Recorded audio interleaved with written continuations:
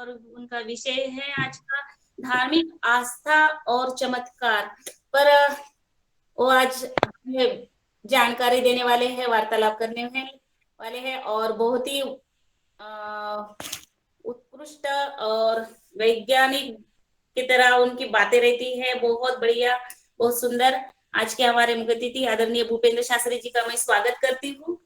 मंच पर वो आए और अपना मार्गदर्शन दीजिए। आदरणीय जी भूपेंद्र जी ओम।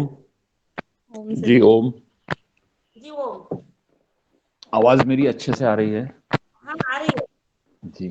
चलिए सर, स्वागत है। वह मैं भी वैसे वह बेसिकली मध्य जी प्रदेश से ही हूँ। जी। गंगे सभी लोग गंगा माई के दर्शन कर लें।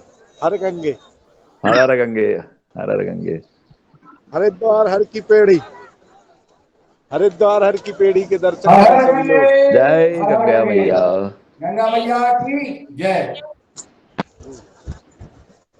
बहुत सुंदर आज की योग कक्षा बहन रक्षा तिवारी जी के द्वारा ली गई और उपस्थित इस सदन के समस्त महानुभावों, भाइयों, भगिनियों, बहनों के द्वारा आज के योग का आनंद लिया गया। बड़े दिनों के बाद आज वापस योगाहार कार्यक्रम के अंतर्गत हम जब 700वें दिन की ओर बढ़ रहे हैं। अभी कुछ दिनों से कुछ परेशानियों की वजह से सतत जुड़ना नहीं हो पा रहा है, लेकिन जब भी मुझे समय मिलता है मैं योगाहार कार्यक्रम से जुड़ने का प्रयास करता हूं। अभी मैं अपने मूल निवास से आगरमालवा, सुसनेर आगरमालवा से दूर अपने ज्येष्ठ पुत्र वैद्य पुष्पेंद्र शास्त्री के निवास नीमच पर उपस्थित हूं। कल शायद धार्मिक चमत्कार और मान्यताओं के ऊपर बातचीत हुई इस सदन के अंदर, जो मुझे कल की लिंक से, कल मैं जुड़ा नहीं था, कल की लिंक से कुछ छोटा मोटा समझ में आया। बड़ा क्लिष्ट विषय है ये। सामान्य व्यक्ति हूं मैं, कोई वैज्ञानिक नहीं हूं, कोई धार्मिक नहीं हूं, कोई शास्त्र नहीं पढ़ा है, लेकिन फिर भी इस विषय के ऊपर मैं चर्चा करने के लिए आज उपस्थित हुआ हूं। हो सकता है कि मैं आपको उतना अच्छे से समझा ना पाऊं, डिस्प्ले नहीं कर पाऊं, पर मैं एक घुमंतु व्यक्ति के रूप में अपने जीवन को जिया हूं। तो जो घूमता है इस पृथ्वी के ऊपर, उससे प्रकृति के बहुत सारे नजारे देखने को मिलते हैं। कहीं ना कहीं उसके संपर्क में स्थान विशेष, धर्म विशेष, प्रकृति के सौंदर्य का अवलोकन करने का भी उससे आनंद प्राप्त होता है।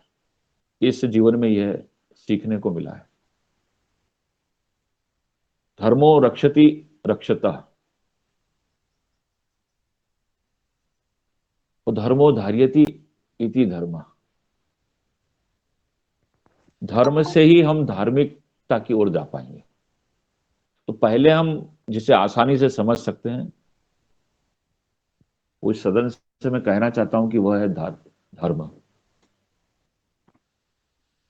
कल शाम को रंजना बहन जी से बातचीत करने के बाद जब इस विषय की व्यापकता की ओर जाने का प्रयास मन कर रहा था, तो सहज ही मैं टीवी के ऊपर फिल्म पीके देख रहा था, जो हमारी धार्मिक मान्यताओं के ऊपर एक तीखा व्यंग्य के रूप में बंबई के किसी फिल्मकार ने ये फिल्म बनाई थी। जब ये फिल्म में देख रहा था तो अचानक से मेरी बुद्धि में ये ख्याल आया कि वो जो दूसरे ग्रह का प्राणी इस पृथ्वी पर आया था और यहाँ के लोगों के साथ उसके रॉन्ग नंबर लग रहे थे, तब मैंने उसके चलचित्र को देखा तो सहज मेरे समझ में ये आया कि वो जब इस धरा के ऊपर, इस पृथ्वी पर, इस गोले पे आया तो उसके शरीर के ऊपर कोई वस्त्र नहीं था,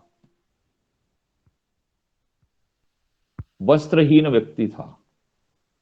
जब वो इस गोले पे आया तो इस गोले की मान्यताओं को वो समझ नहीं पाया, इस पृथ्वी की वो मान्यताओं को वो समझ नहीं पाया, और सहज ही एक चौपाई रामायण की याद आ गई।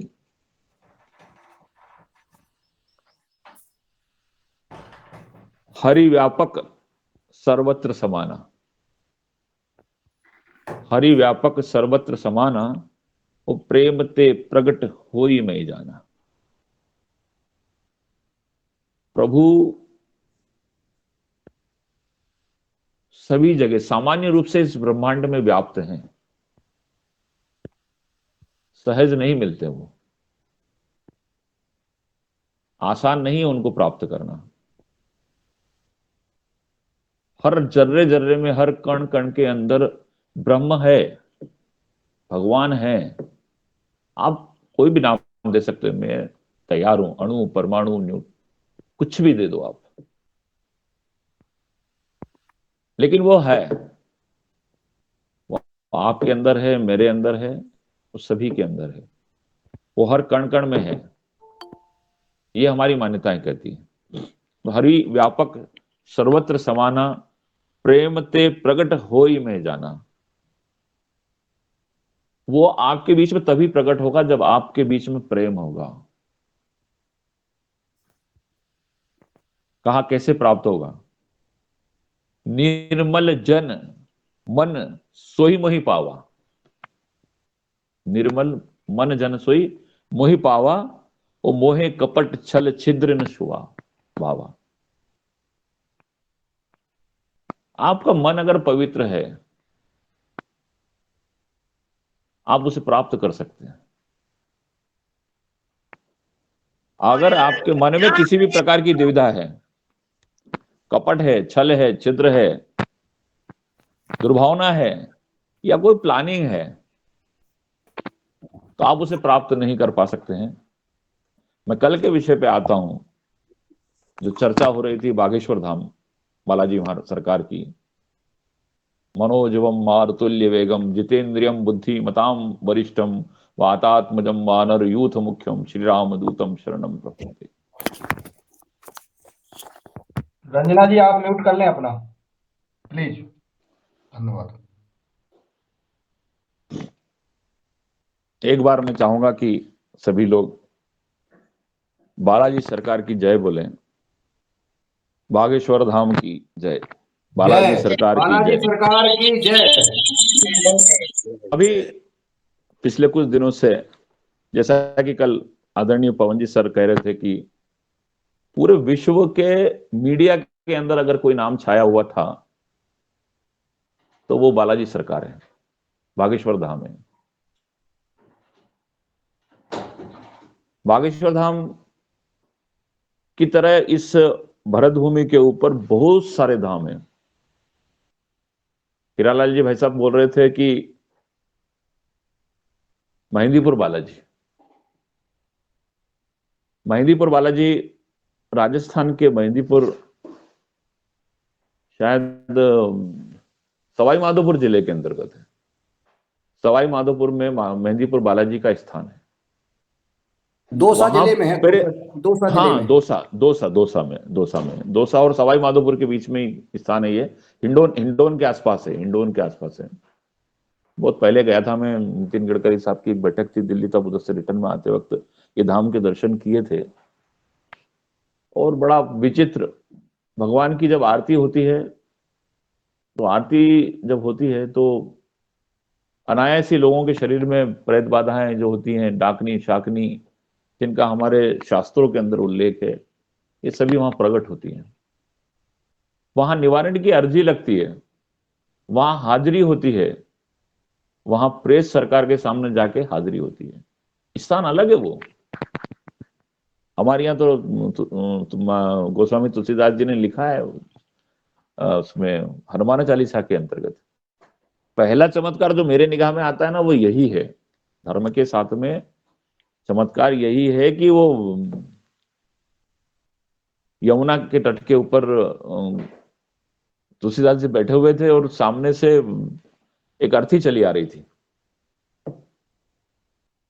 और चूंकि उस जमाने में हमारे यहाँ सती प्रथा थी, तो एक महिला सज धज के सती होने के लिए जा रही थी। मैं इस प्रथा का समर्थन नहीं करता हूं, बड़ी विनम्रता के साथ कह रहा हूं, लेकिन रही होगी हमारी पुरानी मान्यताएं। उस वक्त हमारे अंदर कोई ज्यादा विकास नहीं हुआ होगा हमारे समाज का, हमारे मनुष्य समाज का। तो धीरे धीरे विकास होता है, धीरे धीरे ज्ञानवान होता है इंसान, समय के साथ साथ बड़ा होता है, उसकी बुद्धि भी प्रबल होती है, उसके चक्षु भी खुल जाते हैं, ज्ञान चक्षु खुलते हैं। तो तुलसीदास जी बैठे हुए थे, वो तुलसीदास जी आ रहे थे और कहीं गंगा स्नान करके, और वो महिला सती होने के लिए जा रही थी। देखा रामायण के रचयिता गोस्वामी तुलसीदास चले आ रहे हैं, मैं सती होने के लिए जा रही हूँ, एक बार भगवान के मैं चरण स्पर्श कर लेती हूँ। ये भी तो देवता ही है जिन्होंने इतना बड़ा महान एक शास्त्र रामचरितमानस लिखा है, जिससे पूरे समाज के अंदर जन जागृति होगी। वो लोग जो जिनके सामर्थ्य में रामायण नहीं थी पढ़ना, वो भी उस लोक साहित्य को पढ़ पाएंगे। ऐसी भावना से लिखे गए शास्त्र के रचयिता जब वहां से जा रहे थे, तो उसने प्रणाम करने के उद्देश्य से महिला ने गोस्वामी तुलसीदास जी के चरण स्पर्श किए। और तुलसीदास जी बाबा तो बहुत दिनों से घर परिवार से दूर थे, उन्हें कुछ पता नहीं था संसार का। उन्होंने कहा सदा स्वागन रहो। जब स्वागन रहो का कहा तो बड़ा गंभीर विषय हो गया। वहां साथ में जो बुद्धिमान लोग थे उन्होंने कहा बाबा आपको कुछ पता भी है कि नहीं पता है? ये महिला सती होने जा रही है, इसका पति एक्सपायर हो चुका है और हम उसे लेके जा रहे हैं, और आप इसे सदा स्वागन हो का आशीर्वाद दे रहे हैं। तो बाबू तुलसीदास जी बोले जरूर कुछ विषय है। मेरे द्वारा लिखा गया रामचरितमानस अगर पवित्र ग्रंथ है, तो मेरे मुख से अगर ये लिखा है, बोला गया है कि सदा स्वागन रहो, तो जरूर कोई इंडिकेशन है, कोई संकेत है, प्रभु ने मुझे कोई संकेत दिया है। अरे इस अर्थी को रोकिए, नीचे उठाइए। तो ले जा रही अर्थी को नीचे रखा गया और उन्होंने कहा कि इसके बंधन खोलो। बंधन खुलवाए गए, कपड़ा हटाया गया और धीरे से तुलसीदास जी ने उस मृत जीव पुरुष के कान में जाकर ये कहा कि इस बार गलती हो गई है प्रभु, अगली बार पूरा विचार करके ही कहूंगा।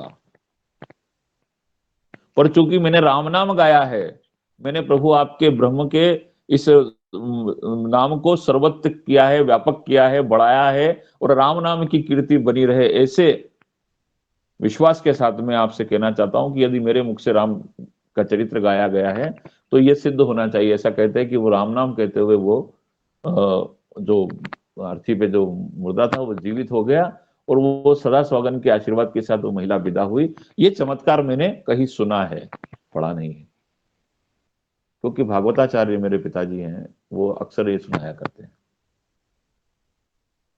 तो ये चमत्कार मेरे समझ में आया। फिर मैंने इसी चमत्कार के ऊपर फिर जानकारी लेने का प्रयास किया, तो पता चलता है कि दुर्गा सप्तशती नाम का जो हमारा पाठ है, जिसे ऋषि मार्कंडेय ने लिखा है, ऐसा कैसे एक उदाहरण आगे भी मिला है।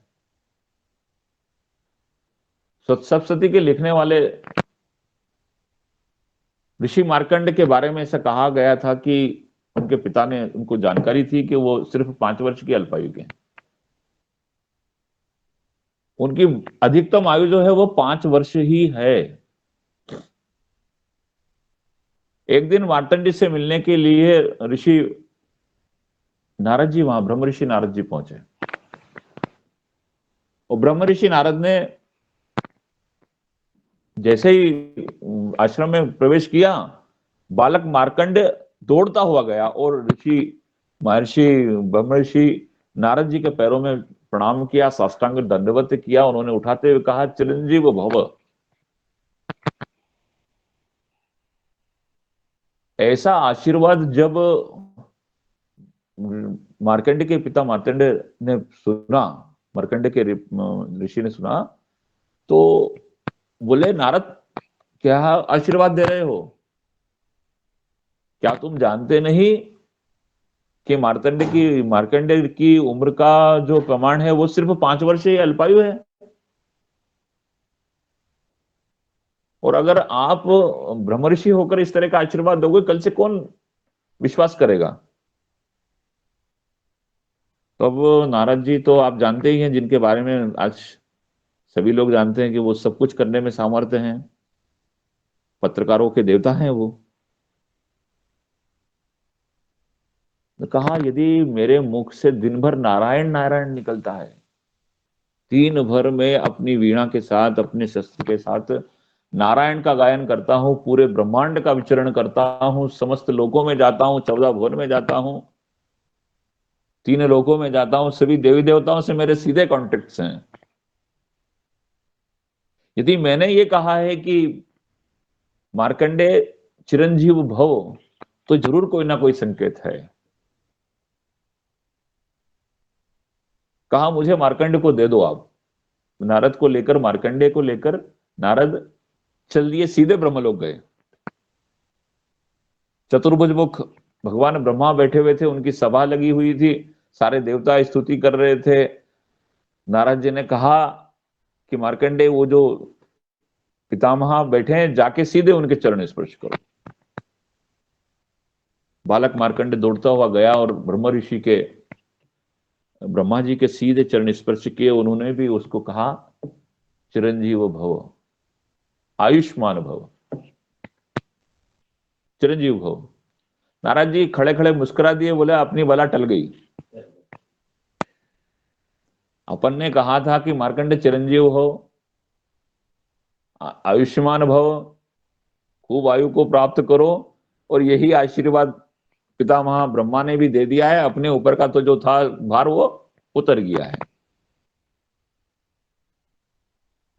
ये नारद जी ने ब्रह्मा जी के ऊपर अपने ऊपर का जो अपने मुंह से निकला हुआ जो वाक्य था वो उस पर उन पे डाल दिया। और फिर वो मुस्कुराने लगे, वीणा बजाने लगे, नारायण नारायण का गायन करने लगे। पितामह ने कहा कोई गलती हो गई है, जब भी नारायण आज आज नारद मुस्कुरा रहे हैं। तो उन्होंने कहा बेटा क्या बात है, आज बड़े मुस्कुरा रहे हो? बोले कुछ नहीं, आज मैं ऋषि मार्तंड के यहाँ गया हुआ था और उनके पुत्र मरकंड को मैंने आशीर्वाद दिया, चिरंजीव भव, आयुष्मान भव, तो मैं बड़ा दुविधा में था। तो बोले जब कोई चरण स्पर्श करता है, कोई साष्टांग दंडवत करता है, तो हम उसे यही आशीर्वाद देते हैं। इसमें गलती क्या कर दी तुमने? कि नहीं नहीं, गलती कर दी थी आपने, जरा विचार करो, विधाता है आप, सृष्टि के रचिता हैं, आपने मार्कंडे की उम्र 5 वर्ष ही तय की है, और आपने भी आज उसे चिरंजीव भव का आशीर्वाद दे दिया है, आयुष्मान भव का आशीर्वाद दिया है। मेरी तो जो मेरे मुख से निकला था वो गलत नहीं, अब आपकी जानो आप। ऐसा करके उन्होंने अपने विषय को सीधा ब्रह्मा जी के ऊपर शिफ्ट कर दिया। ब्रह्मा जी ने चित्रगुप्त को बुलवाया और उनसे कहा कि इनका लेखा जोखा देखिए, और लेखा देखा देखने के बाद उसमें लिखा गया कि मार्कंड ऋषि अमर रहेंगे। क्योंकि आयु का प्रमाण तो वो 5 वर्ष लिखे थे, उसको खत्म करने के बाद वो कौन सी आयु तय करते, इसलिए उसे उन्हें अमरत्व का वरदान दे दिया गया। हमारे 8 चिरंजीव में मार्कंड का भी नाम आता है। शायद अपने से बड़े, अपने से बुजुर्ग, अपने से ऐश्वर्यवान, अपने से ज्यादा बुद्धिमान लोगों के चरण स्पर्श की परंपरा उसी वक्त से चली आ रही है।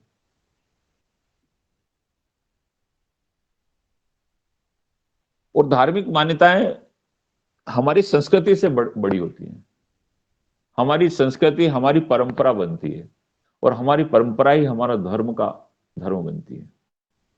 वो धर्म के बारे में मैंने कहा है कि धर्म केवल निर्मल मन वाले लोगों को ही प्राप्त हो पाएगा। धर्म धारण करने से प्राप्त होगा। मेरे कहने से पंडित भूपेंद्र शास्त्री कुछ नहीं, मैं उसका धारण करता हूं कि नहीं करता हूं, मैं उसमें मानता हूं कि नहीं मानता हूं। धर्म सभी के अलग हो सकते हैं, धर्म की व्याख्या बड़ी है जिसे मैं नहीं कर सकता। सभी के धर्म अलग हो सकते हैं, सबको अपने धर्म, अपने पंथ, अपने रास्ते का ज्ञान होना चाहिए। किंतु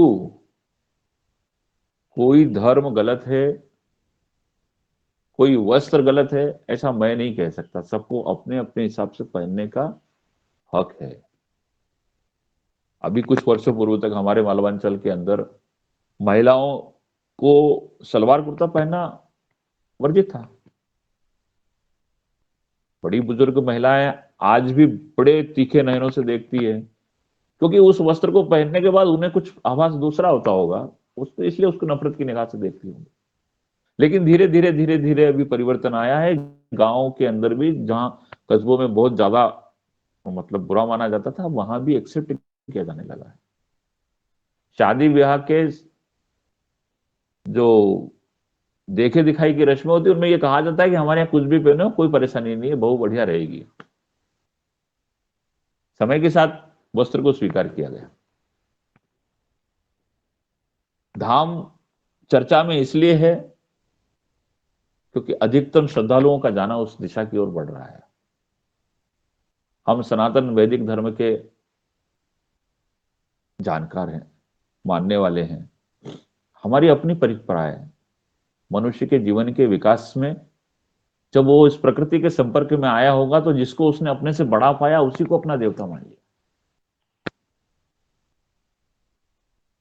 मनुष्य को पर्वत बड़ा लगा, उसने पर्वत को देवता मान लिया। मनुष्य को वृक्ष बड़ा लगा, उसने वृक्ष को बड़ा मान लिया। मनुष्य को सूर्य बड़ा लगा, उसके दूर, उससे दूर था, इसलिए उसने उसको बड़ा मान लिया। न उसको नदी बड़ी लगी, उसने नदी को देवता मान लिया। प्रकृति देवो भव की कल्पना ऋग्वेदिक काल के अंतर्गत है। जब धीरे धीरे मनुष्य का विकास हो रहा था, उस जीव का विकास हो रहा था, वो गुफाओं में रह रहा था, करंदाओं में रह रहा था, वो पत्थरों को समझ रहा था, वो प्रकृति को समझ रहा था, वो बिने हुए चुने हुए वृक्षों से उसके खाने योग्य फलों की तलाश कर रहा था। वहां से प्राकृतिक खेती के माध्यम से उसका जब विकास हुआ, तो उसकी बुद्धि बहुत निर्मल थी। उसने हर उससे बड़े व्यक्ति का आदर किया और उससे अपना देवता मान लिया। धीरे धीरे ये विकास के साथ में वो समझने लगा कि ये मिट्टी है, इसमें खेती की जा सकती है, ये पर्वत है, इसके पत्थरों को यूज किया जा सकता है, इससे घर बनाए जा सकते हैं, इस पत्थरों से उसके पात्र बनाए जा सकते हैं, हाथ में लेकर खाने की कोई जरूरत नहीं, मैं एक थाली बना सकता हूं, एक कटोरी बना सकता हूं। पाषाण युग के अंतर्गत ये सारी बातें आई होंगी। फिर धातु युग का आविष्कार हुआ, धातु युग आया, वो धातु को समझने लगा। पीतल, सोना, लोहा, सारी धीरे धीरे उसने पता नहीं कितनी मिश्र धातुएं बना ली, क्योंकि उसके ज्ञान चक्षु धीरे धीरे खुलते गए। फिर उसने एक सभ्य समाज का निर्माण करना चालू किया। सभ्य समाज का निर्माण चालू करने के लिए सभ्य समाज के नियम तय किए गए होंगे। अपने पूर्व के आए हुए लोगों के बारे में उसने कुछ शोध करना चालू किया होगा, उनके सामर्थ्य के बारे में चालू किया होगा। ऐसे करते हुए अपने धर्म ग्रंथों का विकास हुआ होगा। यही रचना है। फिर उसे चमत्कारों से रूबरू होना पड़ा होगा। बीमार हो गया होगा, उसने किसी को याद किया होगा, किसी पत्थर के सामने जाके अपना सिर टिकाया होगा और बड़ी करुणा के साथ उसने आग्रह किया होगा कि हे प्रभु, मुझे स्वास्थ्य प्रदान कर। हम डेली योगाहार कार्यक्रम के अंतर्गत यही तो करते, सर्वे भवन्तु सुखिनः, सर्वे सन्तु निरामया, सर्वे भद्राणि पश्यन्ति, मा कश्चित् दुःख भाग् भवेत्। हमारे योगाहार कार्यक्रम का उद्देश्य भी तो वैसा ही है ना, प्रकृति की तरफ ही। जो निरोग है वो निरोग रहे, वो कभी बीमार ना हो। जो बीमार है वो अस्वस्थ हो। प्राणायाम कीजिए, लोम अनुलोम विलोम कीजिए, भ्रामरी कीजिए, कपालभाति कीजिए। मेरे जैसे आलसी जो कल्पना करते हैं कि मेरे घर के आगे शाम तेरा एक मंदिर बन जाए, वो मैं खिड़की खोलूं और तेरा दर्शन हो जाए, मुझे कहीं जाना नहीं पड़े, मैं घर पे ही सब काम कर लूं, मुझे योग कक्षा जाने की जरूरत नहीं, उनके लिए दृश्य के माध्यम से योगार कार्यक्रम शुरू कर दिया। मुन्नीलाल जी भाई साहब, बहुत बहुत धन्यवाद आपको। घर बैठ के ही आप योग करवा सकते हैं उनको।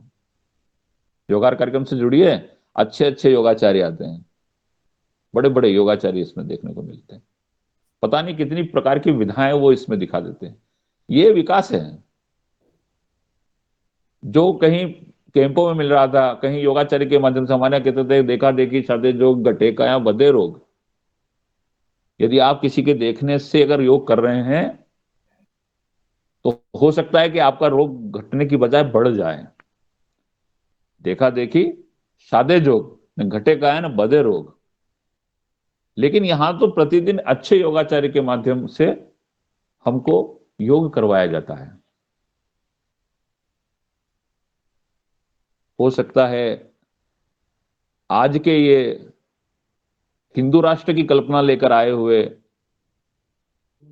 पंडित धीरेन्द्र कृष्ण शास्त्री एक अच्छे योगाचार्य के रूप में, एक अच्छे धर्मशास्त्री के रूप में हमारी सनातन मान्यताओं को बढ़ाने के लिए बागेश्वर धाम के माध्यम से धर्म का प्रसार कर रहे हो। जरूर साहब कुछ ना कुछ होगा। वो भी नारद की तरह वो जो वृक्ष है, जो मुनीलाल जी भाई साहब और हीरालाल जी भाई साहब ने देखा था कि उससे लिपट जाओ तो प्रेत दूर हो जाते हैं, वो बताता सन्यासी बाबा के ऊपर विश्वास करके कहते होंगे, हे सन्यासी बाबा, हे बालाजी सरकार, मेरे इस दरबार में आने वाले लोग जो स्वास्थ्य की कल्पना के साथ मेरे पास आए, समृद्धि की कल्पना के साथ मेरे पास आए हैं, हे प्रभु उन पे कृपा कर। मैं उन्हें आशीर्वाद नहीं दे सकता हूं जब तक तुम्हारी आज्ञा ना हो। वो अपने पागलों की दुनिया में व्यस्त हैं और वो समाज के, संपूर्ण समाज के निरोग के लिए कार्य कर रहे हैं, संपूर्ण समाज की समृद्धि के लिए कार्य कर रहे हैं। कितने लोगों को प्रॉफिट दे रहे हैं, कितने लोगों को नहीं दे रहे, लेकिन आस्था का दीप सभी मनुष्यों के अंदर वो जला रहे हैं। और मैं तो साहब 3 दिन तक टीवी से हटा ही नहीं।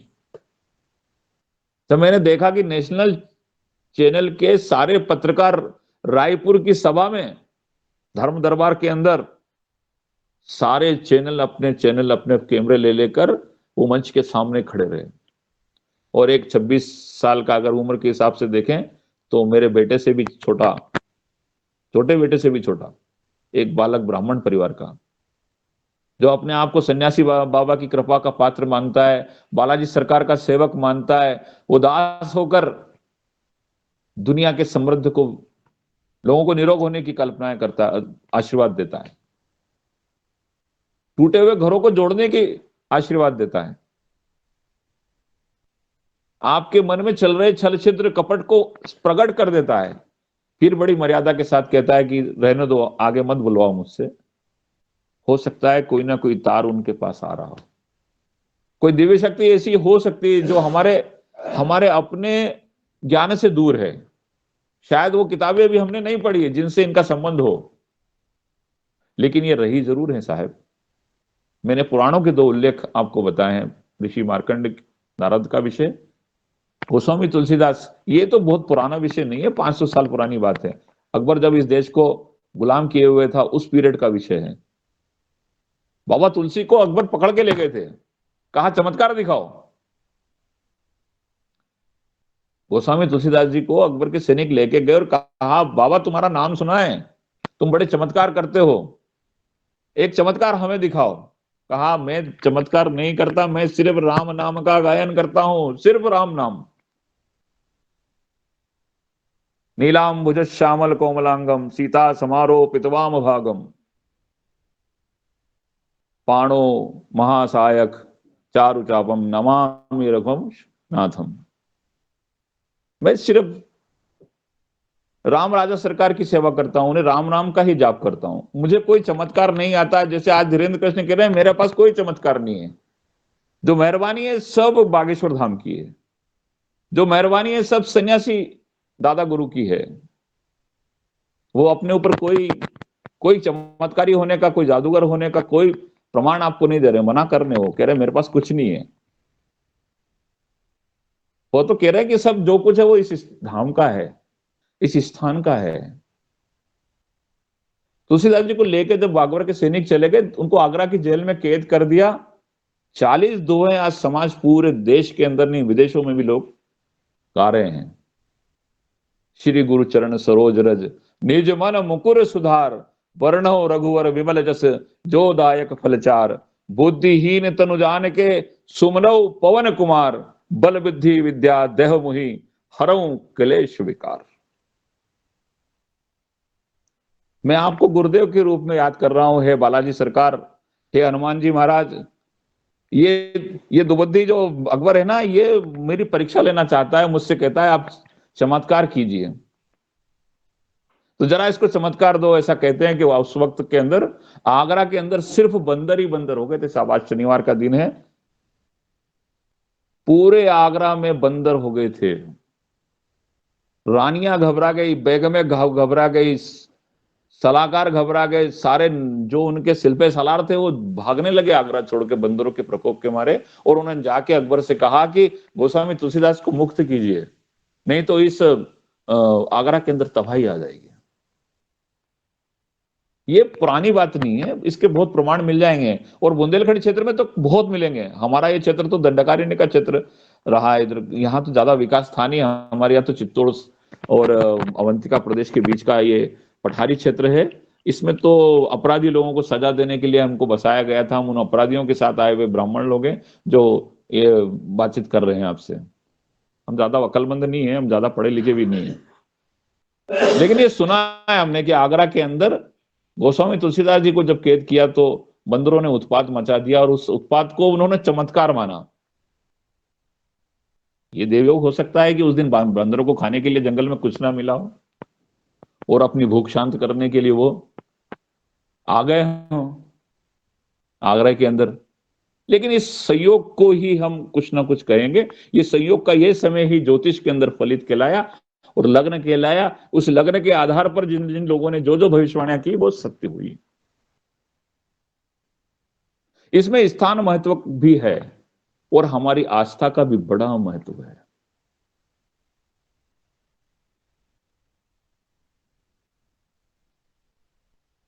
यदि आप धाम के प्रति श्रद्धा रखते हैं, लेकिन इसके अंदर सबसे बड़ा विषय है, जैसे पीके फिल्म के अंदर वो गोले से आया, दूसरे गोले से आया हुआ जीव जगत जननी के हाथों का स्पर्श करके ये पता कर लेता है कि उसके भविष्य में क्या हुआ। कोई प्रश्न चिन्ह इस भारतवर्ष में खड़ा नहीं होता है, कोई प्रश्न चिन्ह खड़ा नहीं होता है कि वो दूसरे गोले से आया हुआ व्यक्ति कैसे हाथ के स्पर्श से बोलियां सीख जाता है, वो बिहारी बोलने लगता है। कैसे वो जान लेता है कि जगत जननी का बेल्जियम के अंदर कोई प्रेम संबंध भी है। अगर कोई तकनीक है जब भी उन्होंने बताया, दृश्य वही होते हैं जो घटित होते हैं। उसके एक पहलू को हम देख लेंगे, दूसरे पहलू को देखें ना, कि वो कोई पराविज्ञान है, वो कोई ऐसी विद्या है, और उस विद्या के लिए नंगा रहना बहुत जरूरी है। उस तन के ऊपर कुछ होना नहीं चाहिए। आप अगर निर्मल हैं, कुछ भी आपने नहीं पहना है, कुछ भी जींस नहीं पहनी है, कोई पंजाबा नहीं पहना है, किसी भी प्रकार के कुविचार, कोई सोच, कोई गंदी चीज आपके दिमाग में नहीं है, और आप बिल्कुल निर्मल है, हो सकता है आपका उस बनाने वाले, उस सृष्टि के रचयिता के साथ आपका संबंध बन जाए और वो आपको ऐसी शक्तियां प्रदान कर दे। इसीलिए तो हमारे बहुत से महात्मा पता नहीं कितने करोड़ों वर्षों से हमारे यहाँ साधना का महत्व है, और वो उसे प्राप्त करने के लिए, उसे खोजने के लिए देशाटन करते हैं, पता नहीं क्या क्या करते रहते हैं। हिमालय में रहते हैं, हजारों वर्ष तक बर्फ खा लेते हैं, पत्तियां खा लेते हैं, और समय आने पर वो दधीची भी बन जाते हैं। वृत्रासुर देश का वध करने के लिए अपनी हड्डियों का दान भी कर देते हैं। ये हमारी परंपराएं हैं। जब जरूरत पड़ती है तो उन्हीं संतों में से, उन्हीं महात्माओं में से, उन्हीं ऋषियों में से किसने कल्पना की होगी साहब, जब स्वदेशी का नाम लेकर परम पूज्य आचार्य बालकृष्ण जी और परम पूज्य रामदेव जी महाराज ये स्वदेशी का जागरण करने के लिए निकले होंगे, डॉक्टर राजीव दीक्षित निकले होंगे। कोरोना काल में हमने देखा है, ये विज्ञान की बात करने वाले लोग सब फैलते हैं। एक दवाई नहीं बता सके कोरोना की, एक दवाई नहीं बता सके, एक दवाई पे टिके नहीं रह पाए। वो हर दिन नया नया नया नया आदेश निकालते थे। बड़े विज्ञान की बात करने वाले लोग हैं, बहुत बड़ी विज्ञान की बातें करते हैं आप, बहुत ज्यादा वैज्ञानिक हो गए, बहुत ज्यादा आपके ज्ञान के चक्षु खुल गए साहब। आप सीधे सीधे विधाता से अपनी निगाहें मिलाने लगे हैं। उस सृष्टि के रचयिता के साथ आप सीधा सीधा हॉट टॉक करना चाहते हैं उसके साथ। ये ऐसा आज नहीं हुआ, पहले भी हुआ है। ये हमारे धर्मशास्त्र वो उन्हीं कहानियों के, वो जो टकराने का प्रयास जिन जिन लोगों ने किया है, जिन्होंने इस सृष्टि को नाश करने का प्रयास किया है, जो नष्ट करने का प्रयास किया है, उन्हीं के बारे में लिखा है। और वहां उस वक्त कोई ना कोई प्रकट होके आया है। बहुत छोटी सी दवाई है जो मेरे पास रखी हुई है, बहुत छोटी सी दवाई है, गिलोय घनविटी। कोरोना को भगा दिया इसने, वाट लगा दी इसने, सारी बुद्धिमानी धरी रह गई, न चांद चाइना ना अमेरिका, कुछ नहीं, एक छोटी सी गोली ने भगा दिया। कोरोना आया नहीं करीब, जिन्होंने इसके ऊपर विश्वास किया।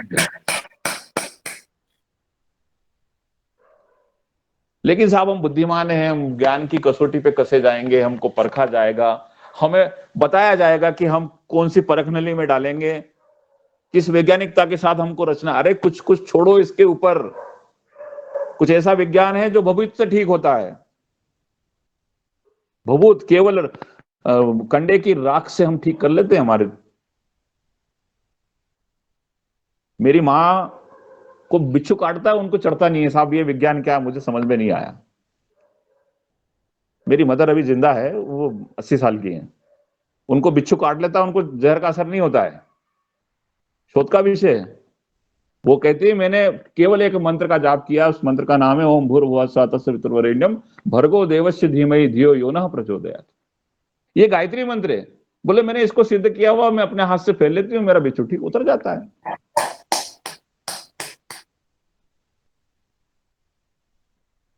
हमारे शास्त्रों को खत्म कर दिया गया, हमारे विज्ञान को खत्म कर दिया गया। हम एरोप्लेन की बात कर रहे हैं, हम विमान की बात नहीं करते हैं। हम सर्जरी की बात करते हैं, हम चिकित्सा की बात करते हैं, हम मेडिकल की बात करना जानते हैं, अंग्रेजी में बोलना चाहते हैं सिर्फ। हमें बीमारी होगी, मुझे अंगाल वस्त्रों से कोई तकलीफ नहीं है, मुझे आपकी बुद्धि से कोई तकलीफ नहीं है, लेकिन भाई साहब मेरा ओझा भी बहुत महत्वपूर्ण है। वो सिद्ध औषधियों को जानता है, क्योंकि वो जंगल के करीब रहता है, वो प्रकृति के करीब रहता है, वो प्रकृति के साथ बड़ा हुआ है, प्रकृति में उसको कुछ ना कुछ मिल जाता है। आज भी ऐसा कहा जाता है नर्मदा अंचल के अंदर, यदि 8 चिरंजीवों में से अश्वत्थामा का नाम अगर आप लोगे तो वो आपको नर्मदा की इस घाटी के अंदर घूमता हुआ मिलता है। साल 2 साल 5 साल के अंदर उसके प्रमाण मिलते हैं हमको। अश्वत्थामा को ये द्वापुर के अंदर श्री कृष्ण का ने सजा दी थी कि तुम्हारी मणि निकाल ली जाती है, लेकिन वो चूंकि चिरंजीव है हमेशा रहेगा। अमृतत्व की व्यास, बलि, हनुमान, मार्कंड और ये अश्वत्थामा, ऐसे 8 चिरंजीवों को हमारे यहां रोज गाया जाता है। उसमें अश्वत्थामा ऐसा है जिसका नाम लोगे तो वो आएगा, आपके करीब से निकल के जाएगा। आपको आभास होना चाहिए, सिर्फ आपके अंदर वो क्षमता होना चाहिए कि उसकी उपस्थिति को आप जान पाए। तो कमी हमारी है ना, हमारे अंदर वो विकास होना चाहिए। साहब मोटर में पानी है नीचे, आप बोल रहे हैं साहब कुएं सूखे हो गए, कुएं सूखे नहीं हो गए साहब, पानी नीचे चला गया है। यदि 1000 फीट का ट्यूबवेल आप लगाएंगे तो 1000 फुट के ट्यूबवेल से पानी निकालने के लिए मोटर भी तो 1000 फुट की लगेगी। नहीं, टिल्लू से पानी निकाल लो भैया। टिल्लू नगर पालिका के, नगर निगम के पानी की जो बाल्टी भराती है उसका पानी निकालती है। ट्यूबवेल का पानी निकालने के लिए मोटर बड़ी लगेगी ना। मनुष्य का स्वभाव है पानी की तरह, वो नीचे की ओर गमन करता है,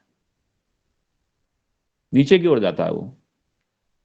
लेकिन उसके स्वभाव को ऊर्ध्वगामी करना है, उसको ऊंचे ऊपर की ओर ले जाना है। नीचे के पानी को, जो नल का पानी आपके यहाँ नीचे आ रहा है, उस पानी को यदि ओवरहेड टैंक के ऊपर ले जाना है, तीसरी मंजिल पे बनी हुई टंकी में, सिंटेक्स की टंकी में पानी डालना है, तो आपको एक मोटर लगाना पड़ेगी। वो आपके उस पानी को ऊर्ध्वगामी करके वो ऊपर की टंक में डालेगी। आप सब अधोगामी हो रहे हैं।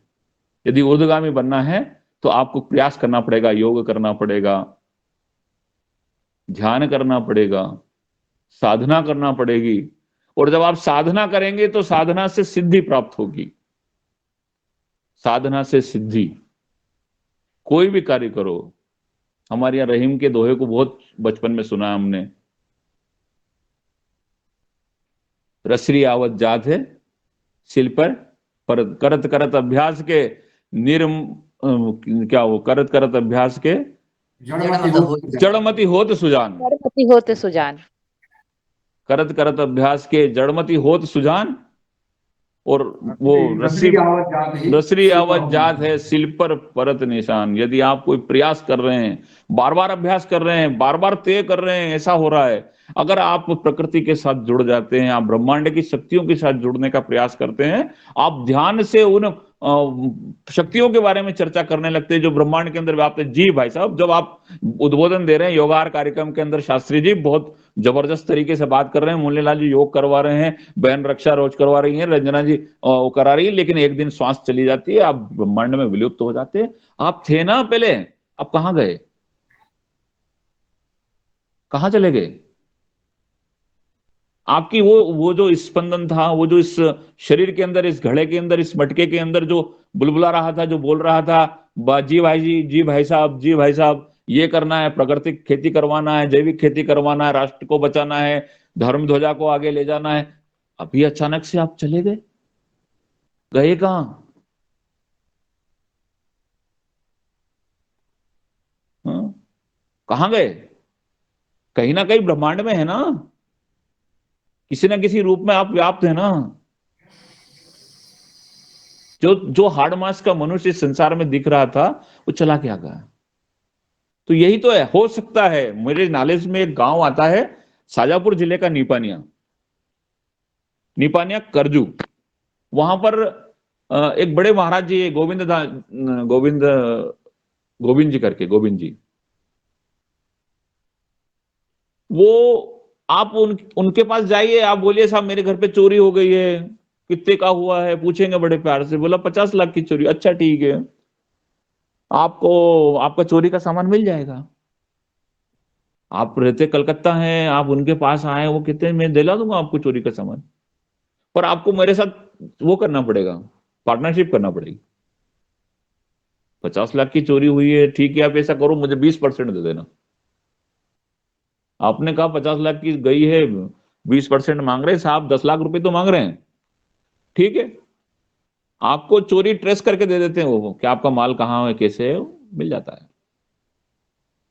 बहुत अन्यायी है उनके, कुछ नहीं, उनसे बहुत बार बातचीत की गई, उनसे चर्चा की गई, उनने कहा मेरे पूर्वजों में मेरे चाचा जी हैं और वो मुझसे संपर्क करते हैं, वो मुझसे संपर्क करते हैं, और वो मैं उनसे कहता हूं कि वो फलाने सेठ जी आए, उनके घर पे 1 करोड़ का नुकसान हो गया है और उनका सामान कहीं मिस हो गया, आप उनके लिए व्यवस्था कर दीजिए। उन्होंने मुझे 20% देने का कहा है। ऐसा कैसा जो कॉन्टेक्ट आपसे किया है वो वैसा का वैसा उनके चाचा जी से कह देते हैं, और उनके चाचा जी वो चोरी ट्रेस कर देते हैं। हजारों हजारों उदाहरण है, वैसे एक नहीं, हजारों उदाहरण है। ये उस शक्ति के साथ उनका संबंध है जो उनके संपर्क में आ गई है। स्थान का भी बड़ा महत्व है। यहां भी तो वो यही कह रहे हैं कि दादा गुरु, मेरे दादा गुरु सन्यासी बाबा का आशीर्वाद है। बहुत सहज भाव में धीरेन्द्र कृष्ण शास्त्री जी ने बड़े बड़े मंचों से रोज कहते हैं, समाज समझने को तैयार नहीं है। वो कह रहे हैं मेरे दादा गुरु मुझे बहुत लाड़ करते हैं। परम पूज्य प्रसिद्ध कथावाचक मोरारी बापू जी महाराज नए प्रकार से राम कथा कहते हैं, 9 दिन तक राम कथा का गायन करते हैं। लेकिन जब आप उनसे पूछोगे कि आप तो फिल्म में गाना गाने गए थे बॉम्बे, फिल्म में गाना गाना चाहते थे, वो तो गायक बनना चाहते थे, बन गए वो कथाकार। क्यों बन गए कथाकार? जब उनको हम बात करते हैं तो कहते हैं कि मेरे पूर्वज जो है वो निम्बार्क पीठ के पुजारी हैं। निम्बार्क पीठ है अपने राजस्थान के अंदर, वो वैष्णव संप्रदाय के हैं। पर वो भी यही कहते हैं कि मेरे दादा गुरु का मेरे ऊपर आशीर्वाद है, मैं कुछ नहीं जानता। लेकिन एक अलग अलग प्रकार की चर्चाएं करते हुए मैं आज धीरे धीरे ये समझ गया कि मुझे रामकथा का गायन करना है, राम के नाम का ही यशोगान करना है। ये दादा गुरु का आशीर्वाद है। दादा गुरु के आशीर्वाद से हमारे पास ये 2 उदाहरण आ गए, श्री मुरारी बापू जी और बागेश्वर धाम बालाजी सरकार। मुनिलाल जी भाई साहब, बड़ा विषय है ये, आपका हैंडचेक में देख रहा हूं अच्छे से मैं। मैं दुबुद्धि आपको क्या बता पाऊंगा, मेरी इतनी अकल थोड़ी है, मैं समझता नहीं हूँ इन बातों में। लेकिन मैं बता रहा हूं, मैं आपको आखिरी बात में अब करके और इसको कंप्लीट करने का प्रयास करूंगा, उसके बाद सारी बातचीत करेंगे। हमारे यहाँ बहुत बड़ा चमत्कार है जो सेना ने माना है, मैं ध्यान आकृष्ट करवाना चाह रहा हूं। 1965 का युद्ध, 3000 बम तनोट माता के ऊपर गिरे राजस्थान के अंदर। 450 बम की वर्षा सिर्फ तनोट मंदिर पे हुई है, माता जी के मंदिर पे हुई है। एक भी बम नहीं फूटा है। चमत्कार नहीं है ये धर्म का?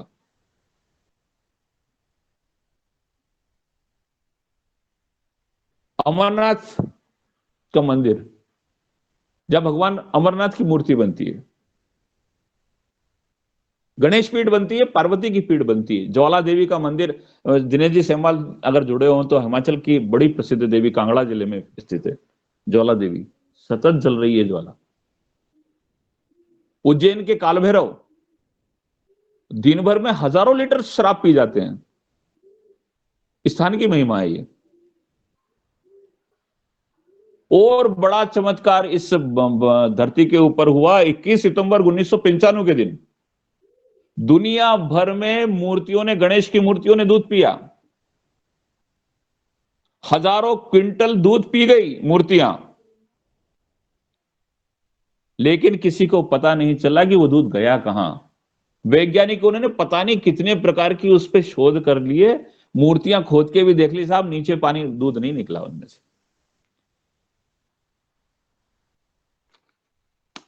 हमारी मान्यताएं हैं।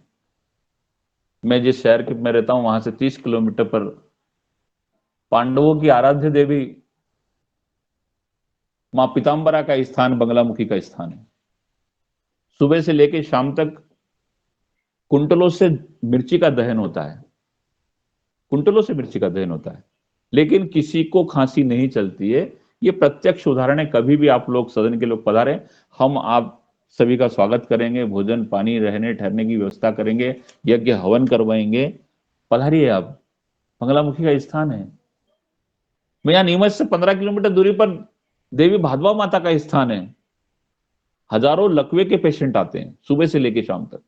पैरालिसिस जिनको हो गया, गंभीर पैरालिसिस के पेशेंट यहाँ ठीक होके जाते हैं, केवल मंदिर की आरती करके जाते हैं। दूधाखेड़ी का स्थान है, मध्य प्रदेश और राजस्थान की सीमा में, मंदसौर जिले के अंदर गरोठ भानपुरा के पास में दूधाखेड़ी केसर माता का स्थान है।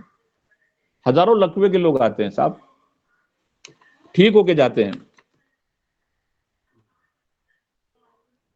जगन्नाथ मंदिर, जय जगन्नाथ, उड़ीसा भुवनेश्वर, ध्वजा उल्टी दिशा में बहती है, छाया नीचे एक मंदिर की गिरती नहीं है। ये चमत्कार प्रत्यक्ष साहब, इनको प्रत्यक्षम किम प्रमाणम, जो प्रत्यक्ष है उसको किस प्रमाण की आवश्यकता है। राजस्थान के अंदर बहुत सारे विषय हैं, ये तो बहुत लंबा हो जाएगा और मुझे लग रहा है, लेकिन फिर भी मैं कह रहा हूं, हमारे यहाँ मोतीझरा के मंदिर हैं जिन्हें मोतीसर महाराज के नाम से जाना जाता है। पीलिया, मेरे संपर्क में एक शैलेंद्र जैन रायपुर के आए, वो मुझे बॉडी लाइन हॉस्पिटल अहमदाबाद में मिले, और वो पीलिया का इलाज कराते हुए 4 लाख रुपए खर्च कर दिए उन्होंने, लेकिन उनका पीलिया ठीक नहीं हो रहा है। एक दिन मैंने उनसे पूछा इनको हुआ क्या है, पत्नी ने कहा इनको पीलिया हुआ है, 4 लाख रुपए ने खर्च कर दिए, बड़े उद्योगपति। मैंने कहा एक काम करो, कहीं बाजार में कोई मतरने वाला मिल जाए, हमारे यहाँ मंत्र शक्ति से उसको झाड़ते हैं पीलिया को, तो आप चले जाओ। फिर उनको मैंने एक नाम लाके दिया कि पीलिया की दवाई फलानी दुकान के ऊपर पान में एक व्यक्ति देता है, ठीक हो जाओगे। एक ने चने मतर के दे दिए, चने को मंत्र युक्त करना, मतरना बोलते हैं हमारे यहाँ, चने को मतर के दे दिया, उनको खिला दिया, दूसरे दिन छुट्टी हो गई, घर चले गए। एक तारा बम्बुल की एकात्रा जिसे बुखार बोलते हैं, पथरी, ये बहुत सारे चमत्कार हैं हमारे यहाँ जो लोग ठीक कर देते हैं। उज्जैन के पास में गांव है, उस गांव के अंदर एक महिला है, वो पथरी का ऑपरेशन अपने आप वहीं कर देती है, आपको किसी के पास जाने की जरूरत नहीं, पथरी निकाल के दे देती है, दर्द ठीक हो जाता है, आदमी घर चला जाता है। लेकिन ये सारे स्थान महत्व है, इनमें सभी जगह पर हम गौर करते हैं, बहुत ध्यान देते हैं, तो ये पता चलता है कि इस जगह सभी जगह पर स्थान की महिमा है। स्थान का, धर्म का, आस्था का बड़ा महत्व है। वर्षों से हम अपनी प्रकृति को देवता मानते आ रहे हैं, और हम अपनी भावनाओं के साथ, अपनी आस्थाओं के साथ, समस्त लोक की कल्याण की भावना के साथ हम ये बात कर रहे हैं। हो सकता है मैं कुछ ज्यादा ही अंधविश्वास की बात कर गया हूं, तो क्षमा चाहता हूं सदन से। लेकिन मेरा ऐसा मानना है कि राष्ट्रीय पुनरुत्थान और राष्ट्रीय पुनर्जागरण का ये समय चल रहा है। हम सनातन हैं, हम वैदिक हैं, हम पौराणिक हैं, हम याज्ञिक हैं, हम हमको सब बनने की छूट है। हम ऐसे धर्म, ऐसे पंथ के अनुयायी हैं। हमें हर प्रकार का क्वेश्चन करने का हक हमें दिया गया है। जरा गौर करना बंधुओं, किसी अन्य धर्म में एक अक्षर भी उधर से उधर करने का, इधर से उधर करने का हक नहीं है। सर तन से जुदा, सर तन से जुदा। शान गुस्ताखी बिल्कुल बर्दाश्त नहीं। हम कुछ भी करें, वो प्रभु हमारे ऊपर मेहरबानी करता है, हमारे ऊपर दया करता है, हमारे ऊपर करुणा बरसाता है। वो करुणा देने वाला है, वो सब सामर्थ्य है उसके पास में। हम ज्योतिष की बात तो कर ही नहीं पाए इसके अंदर, हमारे यहाँ फलित है। उदाहरण रामचरितमानस में है ज्योतिष के। कभी चर्चा और होगी तो करेंगे। सदन बहुत लंबा चला गया, मेरे को शायद ज्यादा आदरणीय समय ले भ्राता लिया। जी, जी। आदरणीय भ्राता जी, ओ डॉक्टर हो, आपके पुष्पेंद्र स्वर को शास्त्री जी सुनने का के लिए मैं परिचय दीजिए। बेचैन हूँ। जी, किनका? डॉक्टर पुष्पेंद्र शास्त्री जी का परिचय दीजिए। हाँ हाँ हाँ हाँ। मैं क्योंकि यहाँ पर सदन में जहाँ सभी हूँ लोग अभी उपस्थित हैं। वर्तमान में, मैं यहाँ वर्तमान में जहाँ अभी हूँ, मेरे बड़े ज्येष्ठ पुत्र पुष्पेंद्र शास्त्री हैं, वैद्य हैं। अपने पतंजलि के अंदर जो मेगा स्टोर है नीमच का, उसके ऊपर पिछले 3 वर्षों से, कोरोना काल के पहले से वो यहाँ पर आ गए थे। उससे पहले वो जलगांव के अंदर पगारिया मेगा स्टोर था, वहां पर वैद्य थे। और वर्तमान में वो नीमच के अंदर है।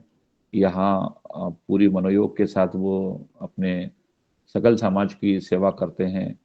अच्छा आयुर्वेद का काम है उनका यहाँ पर। 2 दिन वो पास के शहर, एक रविवार को वो छोटी सारडी भी जाते हैं, दूसरे रविवार को बड़ी सारडी जाते हैं। इस क्षेत्र में आयुर्वेद की बहुत सारी लगभग 280 प्रकार के जड़ी बूटियों का यहाँ पर स्रोत है। यहाँ मुख्य रूप से अश्वगंधा की खेती की जाती है। जबरदस्त, हर घर में आपको अश्वगंधा, आकलकरा, ऐसी औषधि खेतियों के बारे में नीमच का बड़ा नाम है। और नीमच शहर काफी अच्छा शहर है, धार्मिक है और बहुत शांति प्रिय भी है, और बड़ा धार्मिक शहर है। यहाँ खाटू बाबा श्याम, नाकोड़ा बालाजी, सांवरिया सेठ की तो आप कृपा है ही है। पास में सांवरिया सेठ है। सांवरिया सेठ के बारे में ऐसा है, ये भी एक बड़ा चमत्कार है कि वहां लोग अपने बिजनेस पार्टनर बनाते हैं उनको। उनका कोई भी नया कारोबार शुरू करते हैं, कोई भी कारोबार शुरू करते हैं, तो वो सांवरिया सेठ जाते हैं और सांवरिया सेठ जाकर वो कहते हैं कि भगवान अगर हमको सफलता दोगे तो हम आपको इसमें 10% का पार्टनर बनाते हैं, 15% का 15 बनाते हैं, 5% का, जैसे जिसका जो सामर्थ्य होता है वैसा उनको करते हैं। यहीं पास में एक स्थान और मेरे निगाह में आया है, रतनगढ़ है पास में। रतनगढ़ के पास सिंगोली है। सिंगोली में सुलाबाव जी है। आपने मोतियाबिंद के बारे में सुना होगा। मोतियाबिंद का ऑपरेशन करवाने की जरूरत नहीं, सुलाबाव जी जाइए, भगवान का वहां से जल ले गए, वो नेत्र पे लगाइए, आपके मोतियाबिंद ठीक हो जाता है। मैं समझता हूँ कि विज्ञान यहाँ सब परास्त है साहब। बहुत बहुत धन्यवाद आदरणीय शास्त्री जी। आप क्योंकि सागर है और बहुत बड़ी आगे चलेगी, अपन संवाद करेंगे, परंतु जी जी कई जी। हमारे हाँ, साथी मित्रों ने एड्रेस किया है, उनको भी सुनेंगे, इस पर संवाद भी होगा बिल्कुल और बिल्कुल वाद तैयार। विवाद आपस में। जी लेकिन जी अभी मैं सीधा पतंजलि योगपीठ हरिद्वार चलता हूँ, वहां से आदरणीय पवन सर जी को सादर आमंत्रित करते हैं। आदरणीय पवन कुमार जी जी आए और संवाद करें, इसके बाद हम सब चर्चा करेंगे, आपस में बात करेंगे। जी। जी नमस्कार। आज के हमारे मुख्य अतिथि भूपेन शास्त्री जी को आज दर्शन हुए, बहुत अच्छा लगा। आपको सादर अभिनंदन, सदन को सादर अभिनंदन।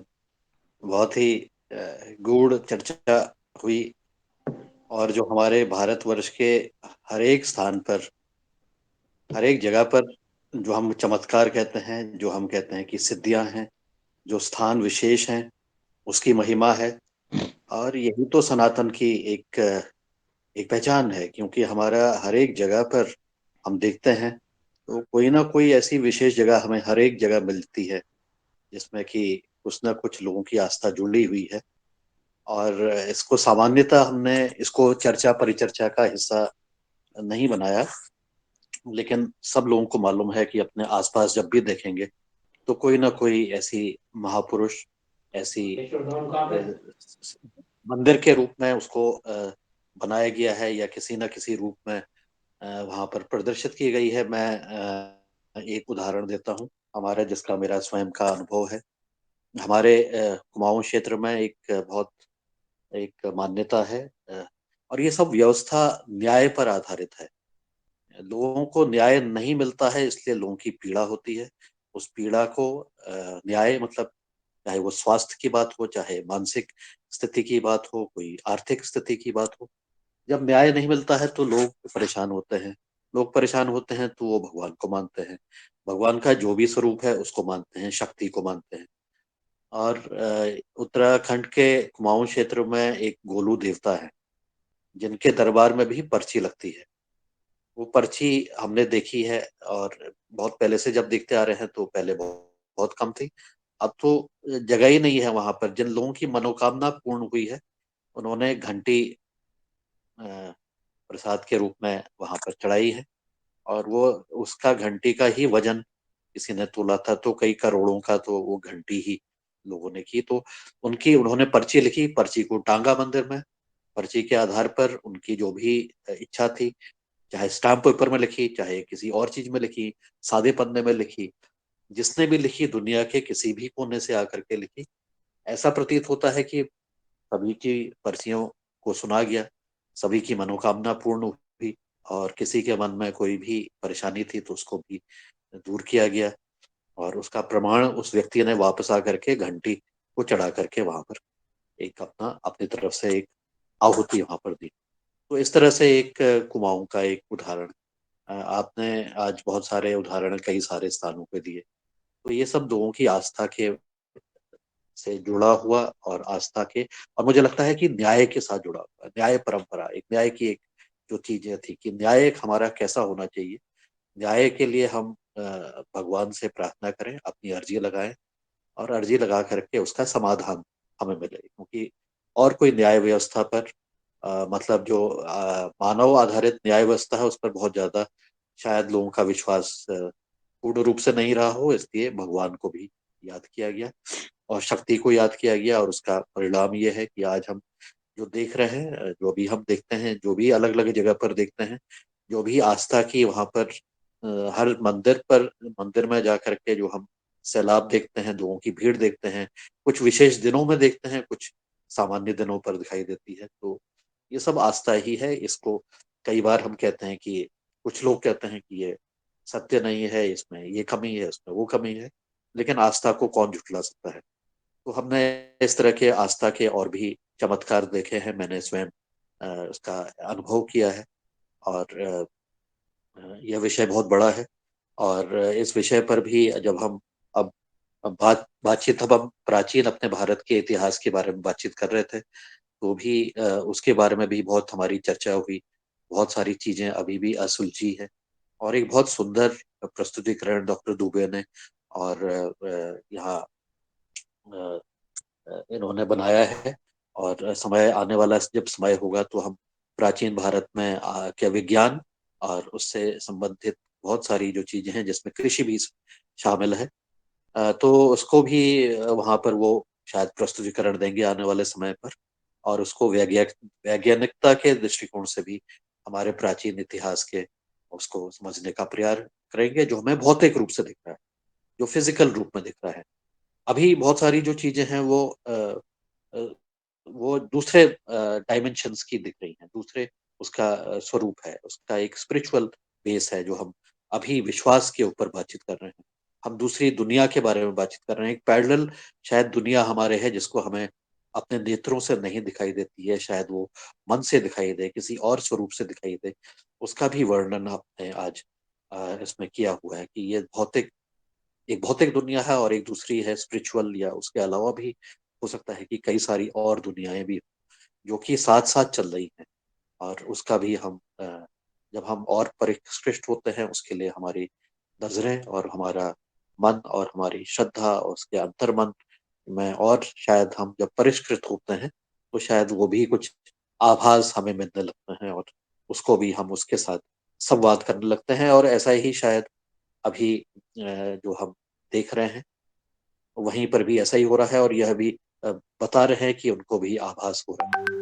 तो हम सब इस चीज को बड़े ध्यान से, हमारा जो सनातन धर्म है, सनातन परंपरा है, उसके आधार पर हम इन सब चीजों को अगर समझने का प्रयास करते हैं विनम्रता के साथ, सबको समावेशी समझते हुए कि जो कुछ भी हो रहा है वो प्रभु की इच्छा के साथ हो रहा है। कोई भी ऐसा काम नहीं है जो कि प्रभु की इच्छा के विपरीत हो रहा हो। तो ये सब चीजों का भी आज आपने वर्णन दिया कहानी के माध्यम से हमारे जो है उसमें। तो ये सब जो इच्छा होती है वो सब चीजों को, नियति जो है वो हमारी अ, है उसमें, और उसमें भी कई बार उसमें परिवर्तन भी हो जाता है, और उसमें चीजें भी उसमें सामने निकल के आती हैं। तो ये बहुत सुंदर आज का वक्तव्य, और इसी तरह से बहुत ही सुंदर आज की कक्षा भी, योग की कक्षा भी अ, बहुत सुंदर तरीके से आज रही। और इसको हम आगे, इस चर्चा को मुझे लगता है कि अभी और जारी हमें रखना चाहिए, क्योंकि ये एक एक उदय हो रहा है, एक नया युग परिवर्तन हो रहा है जो हम अभी अनुभव कर रहे हैं। तो ये पूरी दुनिया में जब भारत का डंका बज रहा है, तो ये एक जो डायमेंशन था हमारा स्पिरिचुअल डायमेंशन, उसका डंका क्यों नहीं बजे। तो ऐसा भी मन में आभास हो रहा है। पूरी विश्व में आजकल भारत के आर्थिक स्थिति के बारे में, उसके बाकी और जो चीजें हैं उसके बारे में, सब चीजों में बहुत तेजी से प्रगति हो रही है। तो ये भी साथ साथ जो युग परिवर्तन का समय हमारा चल रहा है, उसमें जो सबसे हमारा फाउंडेशन है वो हमारा स्पिरिचुअलिटी है। सो स्पिरिचुअलिटी को भी आगे निकाल करके हम समझने का प्रयास कर रहे हैं, और उसको देख रहे हैं अपने सामने कि ऐसे ये कैसा हमारे आंखों के सामने से ये क्या क्या चीजें सामने निकल के आ रही हैं। बहुत ही विनम्रता के साथ हम इन चीजों को समझते हैं, समझने का प्रयास करेंगे, और मुझे आशा है कि हम आगे इसके बारे में और विचार करके अपने जो हमारे साथी हैं उनके अनुभव, और भूपेन जी का भी आगे जो चीज अनकही है, छुटी हुई है, उसको भी आगे सुनने का जब भी मौका मिलता है उसको करेंगे। और अपने अतीत के बारे में, अपने सनातन संस्कृति के बारे में और गौरवान्वित होते हुए आगे बढ़ने का प्रयास करेंगे। यही मेरी आज की सबसे निवेदन है, और इसी के साथ वाणी को विराम देता हूँ। सभी का नमस्कार, धन्यवाद। ओम। धन्यवाद आदरणीय सर जी, आपने अपना मार्गदर्शन दिशा इस सदन को दी, और आपने यथार्थ कहा है सनातन की रक्षा, सनातन धर्म की बात। हमारे आदरणीय शास्त्री जी ने लंबा अपना जो अनुभव बताया है, उनके पास तो बहुत अनुभव है और उसमें तो बहुत समय लगे भी जाएगा, परंतु आपने बागेश्वर धाम की जो बात कही है, बागेश्वर धाम मेरी भी उम्र जो है लगभग बहुत बड़ा लगभग अनुभव है, और मैं बागेश्वर धाम उस समय गया हूँ जब परम पूज्य धीरेन्द्र शास्त्री जी के गुरु दादाजी रहते थे। उस समय हमने देखा है, उस समय मीडिया नहीं था, प्रचार प्रसार नहीं था, जिसके कारण यह प्रचार प्रसार नहीं हुआ। और वहां पर आज भी बताते हैं, मैं गया हूं वहां, और मैं तो अपने गुरुजी के साथ गया, और वहां चोरी जो हो जाती थी उसके बारे में बताते थे। जहां भी किसी भी की चोरी हो गई तो वो वहां जाते थे बागेश्वर धाम पर, और अपनी विनती करते थे, उनका उसको बता दिया जाता था, बाकायदा नाम बता दिया जाता था। तो पहले से ही वहां बागेश्वर धाम पर एक चमत्कार चलता आया है। दूसरा, आप मेहंदीपुर बालाजी की बात करें तो मेहंदीपुर बालाजी वाकई में वहाँ प्रथम स्थापना है अब हमारे कलयुग के हनुमान जी की, और वो राजा के रूप में वहाँ विराजमान होते हैं। राजा का दरबार लगता है, वहाँ कोतवाल होते हैं, वहाँ प्रेतराज होते हैं, क्योंकि आज कलयुग में जो प्रेत आत्माएं हैं वो व्यक्तियों को परेशान करती हैं, जिनका उनका दरबार अर्जी लगती है, दरखास्त लगती है, और वहाँ उनका जो है निराकरण होता है। चूंकि भगवान ने आशीर्वाद हनुमान जी को दिया है कि कलयुग में आप जो है इनका राजा के रूप में रहेंगे, और वो रहते हैं। बागेश्वर धाम, मेहंदीपुर बालाजी हो या अन्य कहीं भी जहाँ हनुमान जी के समक्ष भगवान शंकर जी या भगवान राम सीताराम का दरबार होता है, वो विशेष स्थान होता है। मैंने अनुभव किया है। बालाजी, मेहंदीपुर बालाजी के सामने सीताराम जी का दरबार है, उनके सीधे दर्शन होते हैं। बालाजी जो अभी नहीं गए हैं बागेश्वर धाम, वहां हमने परम पूज्य स्वामी जी के साथ जाकर के देखा तो वहां पे प्राचीन शंकर भगवान की जो है मूर्ति है, वहां शिवलिंग है, और उनके दर्शन हनुमान बालाजी सरकार को इनको बेंदीपुर बागेश्वर धाम को होते हैं। इनके साथ उनकी ही कृपा है, और जो हो रहा है वो सनातन धर्म की रक्षा के लिए आज समय है कि हमें क्या करना चाहिए। इस विषय पर आदरणीय डॉक्टर किशोर दुबे जी हमारे साथ हैंड रेज किया है। वो संवाद शास्त्री जी के साथ करना चाहते, सदन के साथ करना चाहते, हम उनको आमंत्रित करते हैं वो अपनी बात रखें, और सदन में जो भी भाई बहन इस विषय पर बात रखना चाहते हैं वो सादर आमंत्रित है। आदरणीय डॉक्टर किशोर दुबे जी महाराष्ट्र से।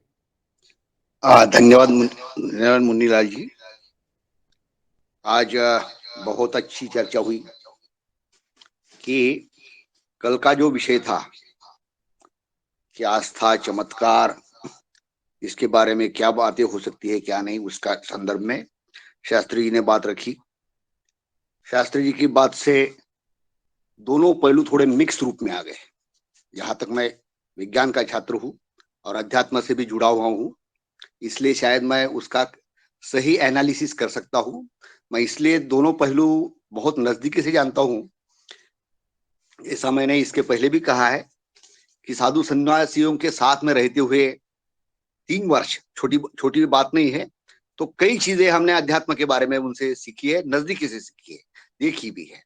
तो इसलिए अध्यात्म की बातें बारीकियां भी हमको पता है, और विज्ञान का छात्र होने के नाते उनकी भी बारीकियां पता है। तो ये दोनों का विश्लेषण जो होता है, ये दोनों के विश्लेषण को हम रखना चाहते थे। हालांकि अभी समय को देखते हुए, क्योंकि मुझे कम से कम 20-25 मिनट लगने वाले हैं, तो इसलिए मैं चाहता हूं कि ये बात मैं कल रखूंगा। लेकिन आज के संदर्भ में मैं सिर्फ इतना ही कहूंगा कि शास्त्री जी ने जो बात रखी है, वो शास्त्री जी ने दोनों पहलू रखे हैं, जिससे श्रद्धा भी होती है और अंधश्रद्धा भी होती है। तो हमको श्रद्धा और अंधश्रद्धा का डिफरेंस क्या होता है, कहाँ पे हमने कौन से दायरे तक उसको हम श्रद्धा समझे, आस्था समझे, और कौन से पहलू के बाद में उसको अंधश्रद्धा समझे, यह जब तक हम नहीं कहेंगे तब तक समाज में अंधश्रद्धाएं बढ़ती रहेगी। श्रद्धा का होना अलग बात है। जैसा पवन जी ने अभी कहा है, बहुत महत्व की बात उन्होंने कही कि जहाँ पे लोगों की जो न्याय व्यवस्था है, वो न्याय व्यवस्था से लोगों के प्रॉब्लम सॉल्व नहीं होते, तब लोग कोई परा शक्ति होती है, वो परा शक्ति पे अपना ध्यान देते हैं। बिल्कुल सही बात है। जब कोई बीमारी से दुर्धर डॉक्टर बोल देते हैं कि भाई अब ये दवा से कुछ नहीं हो सकता, तो हर परिवारजन सोचते हैं कि भाई दुआ से कुछ होगा, और दुआ से कुछ होगा, इसलिए फिर अलग अलग प्रकार की आस्थाएं करती है, और उसमें से कुछ लोगों को मतलब रिलीफ भी मिलता है। ये भी हमने देखा है कई जगह पे, जो अलग अलग जो ये बातें कही है कि भूत प्रेत पिशाच आदि सब आते हैं, तो ऐसा हर जगह पे होता है। मतलब वो किसी 1-2 स्थान पे ही बात नहीं है। नागपुर में ताजुद्दीन बाबा के जो मंच है, ताजुद्दीन बाबा के पास में आते हैं लोग। ताजुद्दीन बाबा का भी नाम पूरे विश्व में प्रसिद्ध है कि वहां पे आते हैं लोग, तो निश्चित रूप से वो उसके दायरे में आए कि उनके आंग में भूत प्रेत पिशाच आ जाता है। इससे बचपन से मेरी कई साइकोलॉजिस्ट जो मानस तज्ञ होते हैं, मानस शास्त्र के, उनसे भी कई बातें हुई है। तो वो सब जो चीजें हैं, उन सब चीजों को मैं रखना चाहूंगा, तो उसके लिए समय लगेगा। तो मेरी गुजारिश है मुन्नीलाल जी से और मंच से कि कल शुरू में मैं मेरा विषय रख दूंगा, ताकि इसमें अंधश्रद्धा, श्रद्धा, आस्था, इसमें कहाँ डिफरेंस होना चाहिए, कौन सी बातें माननी चाहिए, कौन किसको टालना चाहिए। नहीं तो समाज में हर चीज को अगर हम मान्यता देवे, तो निश्चित रूप से उसका भी पाखंड बन जाएगा, और लोग लूटे जाएंगे, बहकाए जाएंगे। तो हमको आस्था तो जरूर मानना है, लेकिन उसके पाखंड को स्वीकृति नहीं देनी है। तो कहाँ पे हम इस तरह का डिफरेंस करें, इस तरह की बात मैं कल रखना चाहूंगा। आज के लिए इतना ही, धन्यवाद। आदरणीय शास्त्री जी। बड़ी विनम्रता के साथ आदरणीय डॉक्टर साहब किशोर जी दुबे, मैं भी विज्ञान का ही छात्र हूँ। शास्त्रों को मैंने पढ़ा नहीं है, लेकिन मेरे पिताजी जो हैं वो शास्त्र के ज्ञाता हैं, आचार्य हैं, शास्त्री हैं। और जब चरण स्पर्श करते हैं ना, दबाते हैं उनके पैरों को दबाते हैं तो वो कुछ कुछ सुनाते हैं। और ये सौभाग्य प्राप्त है हमको, का आदत है कि पिताजी का रात्रि को जब वो सोने के लिए जाते हैं तो हम उनके पैर दबाते हैं और उस वक्त उनसे बोलते हैं कि आप कुछ हमें सुनाइए। कभी वो अभिज्ञान शाकुंतलम सुनाते हैं, कभी वो ब्रजकटिकम सुनाते हैं, कभी श्रीमद् भागवत सुनाते हैं। एक बार उनका स्वास्थ्य खराब हो गया, बहुत ज्यादा पीड़ा, बुखार 102 के लगभग आ रहा था। उनको मैंने कहा पापा आज बहुत बुखार है, डॉक्टर को दिखाते हैं यार। बोला नहीं यार, एक काम कर तू, ये मेरी जो पुस्तकें रखी हुई है इसमें श्रीमद् भागवत रखी है, मूल पाठ है, छोटी पुस्तक है, सिर्फ श्लोक ही श्लोक है उसमें। बोले इसको निकाल यार।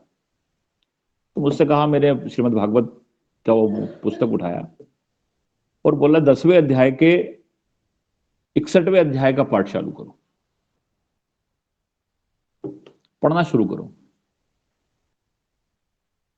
तो 10वें स्कंद के 61वें अध्याय का पाठ, उसमें अनिरुद्ध का शायद कोई देते है वो, मैं बहुत पुरानी बात है ये, मुझे एकदम स्मरण आ गई बातचीत करते हुए।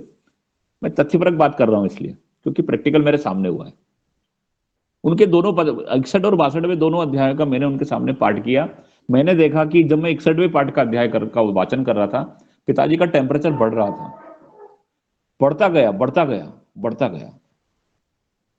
और जैसे ही 62वें अध्याय का पाठ चालू किया तो बुखार अपने आप उतर गया। किसी राक्षस के साथ अनिरुद्ध का उसमें युद्ध का वर्णन है, बाणासुर के साथ में है शायद, तो नहीं, कोई कालने में करके कोई है उसके। और पिताजी चूंकि यहां से 200 किलोमीटर दूर है, नहीं तो मैं वो एग्जैक्ट, क्योंकि समय मिल नहीं पाया, वो आ गया दिमाग में। मेरा मानना है कि हमारे शास्त्रों में उन्हें किसी अन्य चीजों के माध्यम से लिख दिया गया है। ये कोई विज्ञानी है, इसको पराविज्ञानी ही मानेंगे हम, लेकिन हमारी बुद्धि के परे है, इसलिए हम बार बार इसके ऊपर क्वेश्चन उठाते हैं। अंध श्रद्धा तो श्रद्धा ही होगी साहब, उसे श्रद्धा के रूप में ही लेना पड़ेगा जब तक मैं ठेस नहीं पहुंचाना चाहता। हम धरती के बहुत बड़े भूभाग के ऊपर रहते थे, हमारी विचारधाराओं का प्रसार था। आज 70 साल आजादी के हो गए हैं, उसके बाद भी अगर आप ये समझते हो कि समाज के अंदर कोई कुचक्र चल रहा है, तो वो यही कुचक्र चल रहा है कि हम अपनी ताकत को नहीं पहचान पा रहे हैं। हम उस हनुमान की ही तरह हैं जो समुद्र के किनारे किसी बड़ी चट्टान पे बैठा है। उसे आज फिर जामवंतों की आवश्यकता है जो ये बता सके कि 100 योजन के इस समुद्र को तुम कूद सकते हो। है हमारे शास्त्रों में छोटे, जो मैंने आपको पहले भी कहा कि माता जी का विषय, इससे बहुत सारे अनुभव है साहब। ये सदन छोटा है, समय बहुत छोटा है, बहुत सारे स्थान जहां आप आज भी आके, मैं आपको एक बिल्कुल जो पढ़ा लिखा नहीं है, जिसको कुछ भी ज्ञान नहीं है, जो लिख नहीं सकता है, वो आपसे बात करेगा साहब। जब उसके अंदर कोई शक्ति आ जाएगी तो वो आपसे बात करेगा, आपकी भाषा में बात करेगा। ऐसे ऐसे लोग हैं, ऐसे ऐसे कलाकार हैं इस संसार के अंदर। है उनके पास कोई विद्या, मैं इसे विद्या ही मानूंगा। और ये विद्या है, ये हमारे जो साधना है उनसे अर्जित की हुई है। ये ऐसा विज्ञान है जो ज्यादा लोगों के पास नहीं रह पाया, अब कम हो गया। बाकी अच्छी बात है, और कोई प्रश्न है तो करेंगे बातचीत। किशोर जी भाई साहब, कल अपन फिर से सदन में जुड़ेंगे और इसी विषय पे बात करेंगे। बहुत सारे उदाहरण हैं, मैं तो दे ही नहीं पाया। मेरी पूरी कल की जो तारीख थी उसमें इतनी चीजें हैं, इतने नोट किए हुई चीजें हैं कि अभी ये आप बुंदेलखंड का एक उदाहरण, तो वो मैहर माता जी का, जो आप सब वहीं पास के रहने वाले हैं, शारदा मैया के मंदिर का उदाहरण है। सुबह पूजन होती है, कौन करके जाता है? शासन। इस पीरियड में शासन क्या नहीं करवा सकता है? उज्जैन के काल मंदिर में मदिरा पान करती है मूर्ति, सारे वैज्ञानिक लोग लग गए उस पे। ऐसा नहीं है कि ऐसे ही मान लिया गया होगा। 1000 साल की गुलामी का पीरियड रहा है। अंग्रेज आए, डच आए, पुर्तगाली आए, मुगल आए, हूण, शक, पता नहीं क्या क्या हुआ है इस पृथ्वी के ऊपर। उसके बाद भी यदि वो हैं और आज भी हम उन पे चर्चा कर रहे हैं, तो सुनिश्चित इस विज्ञान के अंदर कुछ ना कुछ है। समझना हमको है, हमारी बुद्धि के परे है, पर इससे मिल रहा है लोगों को फायदा। बहुत लोगों को फायदा मिला। मैं अपने इस मत को ज्यादा ताकत के साथ रख रहा हूं कि जरूर कुछ है इसमें।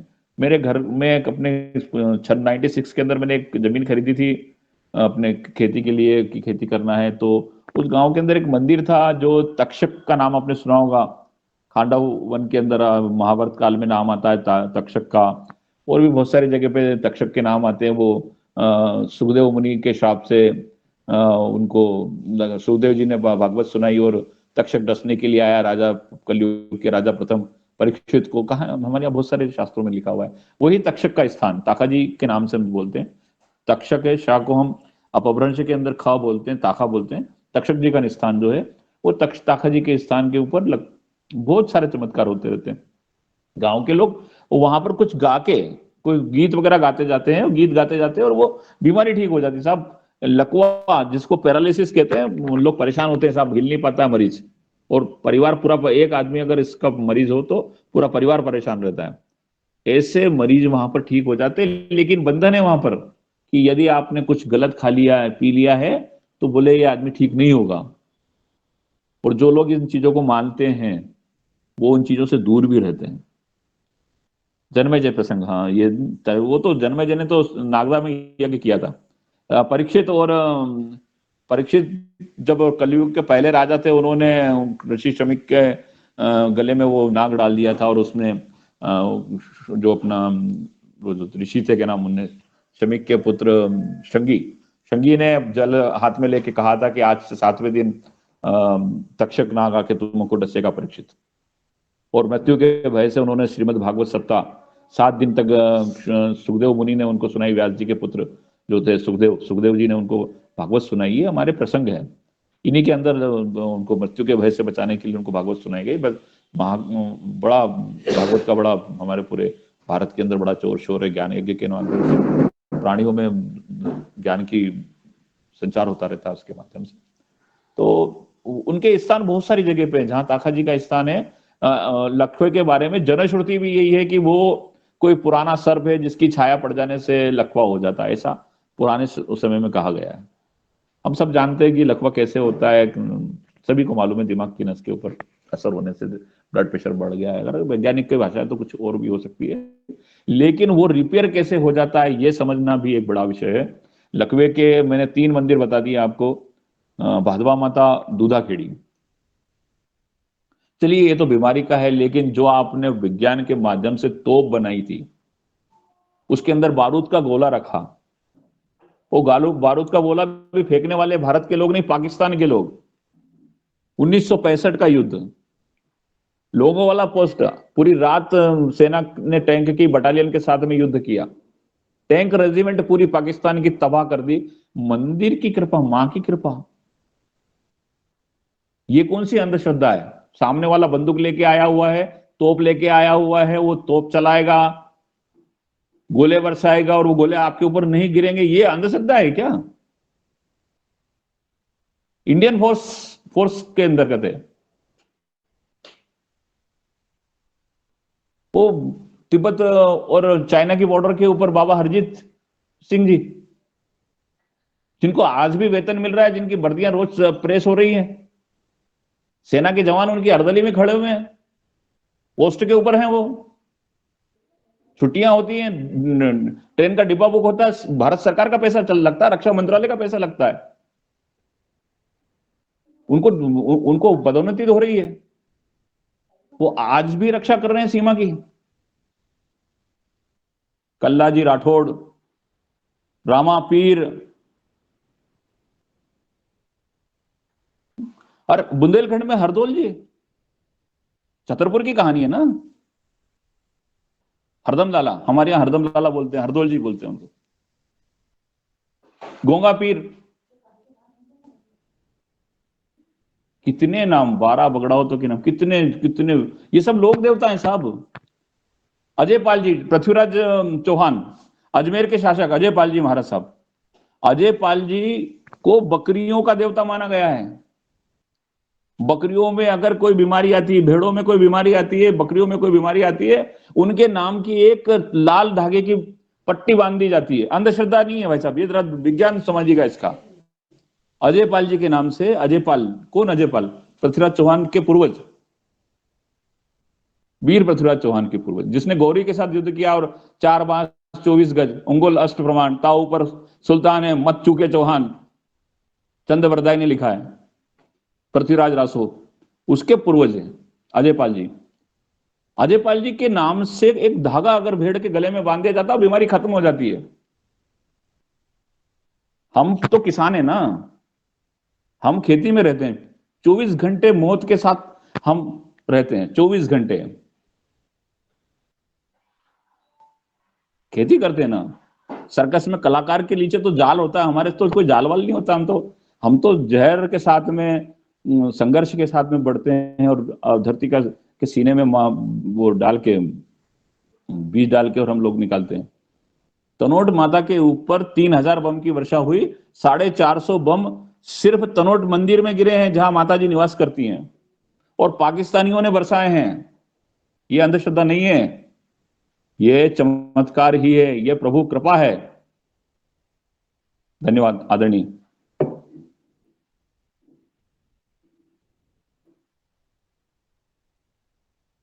जी आदरणीय डॉक्टर दुबे जी अपनी बात पुनः रखना चाहती। जी जी हाँ, धन्यवाद शास्त्री जी।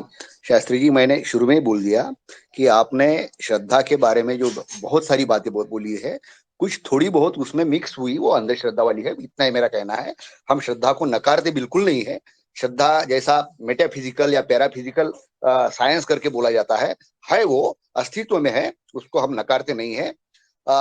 सिर्फ एक छोटी सी बात करके मैं खत्म करूंगा आज, कि ये जो बोल रहे आप बकरियों की, या फिर किसी को बेटा होगा बेटी होंगी, इस तरह की जो बातें चलती है ना, इसके पीछे लॉ ऑफ प्रोबेबिलिटी है, जिसको लॉ ऑफ प्रोबेबिलिटी यानी कि भाई एक अगर हम जिसको चितपट बोलते, एक उसको हम घुमाते हैं तो एवरेज वो 50% चित पे पड़ता है, 50% पद पे पड़ता है, इसको लॉ ऑफ प्रोबेबिलिटी बोला जाता है। कोई भी आदमी अगर जो गरोदर महिलाएं है उनको आशीर्वाद दे देवे कि बेटे तेरे को बेटा ही होगा, ऐसे 10 लोगों को आशीर्वाद दे दो, तो जिनको होता है उसमें 5 में से तो निश्चित रूप से बेटा होगा, 5 को नहीं होगा, थोड़ा कम ज्यादा भी हो सकता है। लेकिन उसमें क्या होता है कि जिनको बेटा होता वो तो समझ लेती कि गुरुजी ने आशीर्वाद दिया था इसलिए हो गया, और जिनको नहीं होता वो समझती कि मेरे से ही शायद पालन में कुछ गलती हो गई है, मैंने ही जो बोला था उस तरह का शुद्ध आचरण नहीं किया है, इसलिए नहीं होता। यही बातें आमतौर पर, जैसा बकरी की जी का उदाहरण दिया ना आपने, तो इस तरह पे डेटा जो है वो डेटा साइंस ये बोलता है कि ऐसे 100 बकरियों को यदि जिनको बीमारी है, ऐसे 100 बीमार बकरियों को वहां पे लेके जावे, उनका धागा बांधा जावे, और उसमें से अगर 50 का कम से कम अगर अच्छी होती है, 50 भी अच्छी होती भी माना जाए, और वैसा ही पैरालिसिस वाले जो ये ना पेशेंट होते हैं, अगर 100 पेशेंट के जिनको पैरालिसिस है या उसको स्पष्ट रूप से दिखता है, ऐसे पेशेंट्स लेके जाए, और उसमें से डेटा के आधार पे कि भी जिनको सचमुच उनका फायदा हुआ है नहीं हुआ है, तो ये सब बातें यदि हम करें तो आस्था के संदर्भ में हम उसको वैज्ञानिक, जैसा वैज्ञानिक डेटा बोलते वैसा आस्था का भी डेटा लाने की एक जरूरत है, ऐसा मुझे लगता। तो निश्चित रूप से आस्था को चालन देने में या मेटाफिजिकल जो साइंस है उसको बढ़ावा देने में हम उसके मददगार होंगे, हम उसके विरोधी नहीं होंगे, हम कम से कम उसके मददगार सही ढंग से बने। आज जैसा हम सेंद्रिय खेती में देख रहे हैं, जो पराविज्ञान है, ये पराविज्ञान में भी हम डेटा यदि निश्चित रूप से ले सके और उसको जमा कर सके, तो निश्चित रूप से हम उसके सहयोगी होंगे, उसको सहायता देने वाले होंगे। यही मेरी बात है। धन्यवाद। जी शास्त्री जी का कोई जी जी जी जी जी ये ठीक है, आपने बात की, मैं अब समझ रहा हूँ आपकी। मैंने पहले कहा कि मैं भी विज्ञान का एक छात्र हूँ, मैं इसलिए जोर नहीं दे रहा हूँ, मैं तो ये दे रहा हूँ भाई साहब 3000 बम गिर गए, 450 मंदिर पे गिर गए, ये कहाँ का डेटा है? दूसरा एक विषय है कि मेरे निगाह में आया है, मेरे ताऊ जी होते थे, उनको शरीर में कल्ला जी आते थे। कल्ला जी और गोप चौहान करके दो लोक देवता है, शरीर में आते थे, ऐसा मान्यता है। उनके जाने के बाद 1980 के बाद में अभी तक किसी के शरीर में नहीं आए। वो मेरे ताऊ जी को ही आते थे।